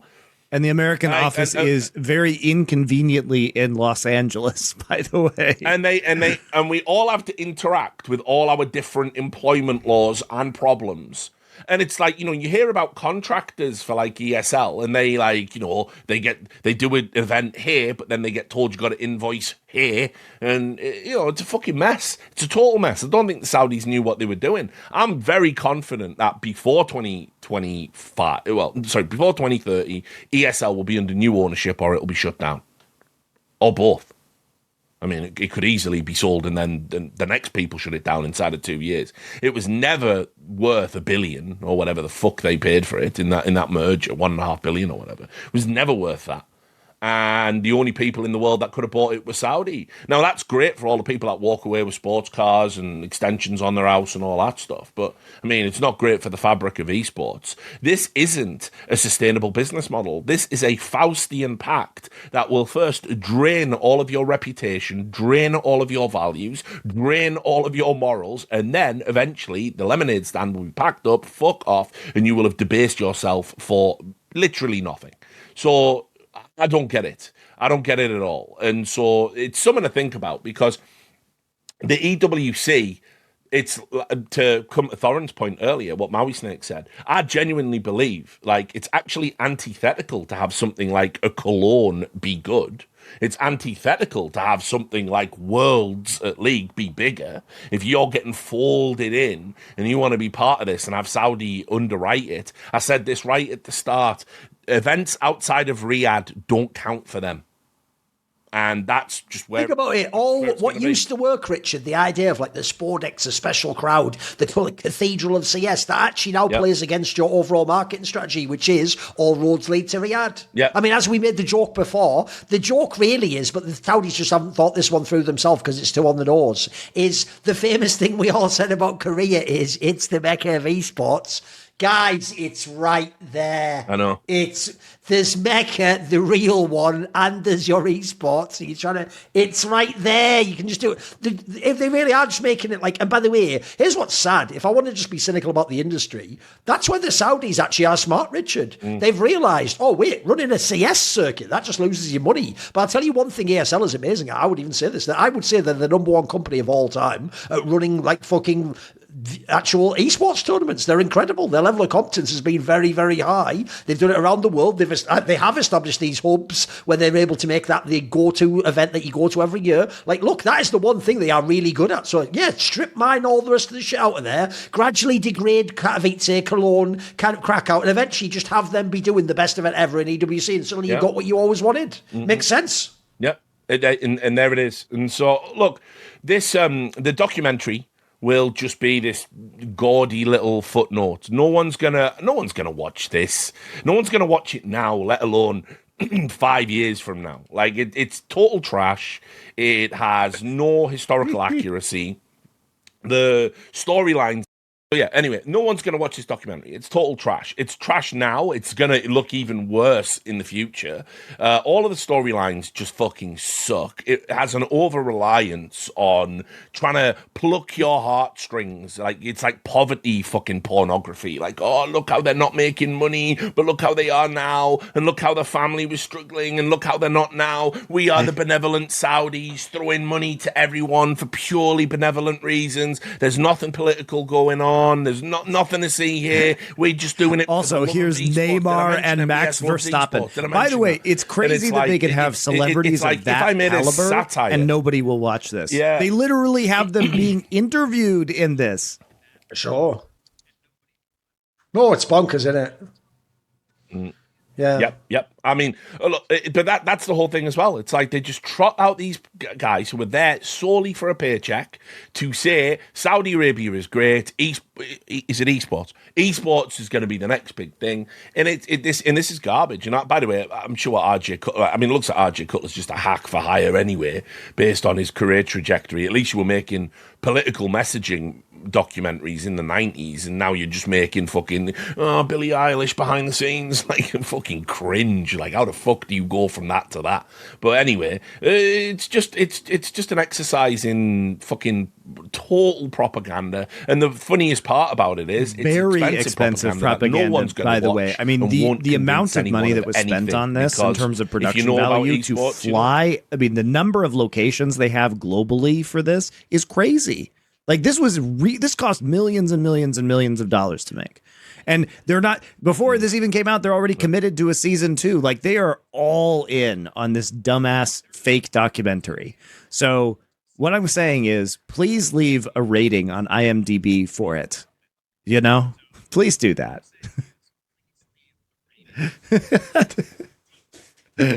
Actually watch some of it first, though. Be fair. We would never encourage you to be unfair. That's it. Another delightful episode of the Four Horsemen for you. Until next time, Esports Delendast.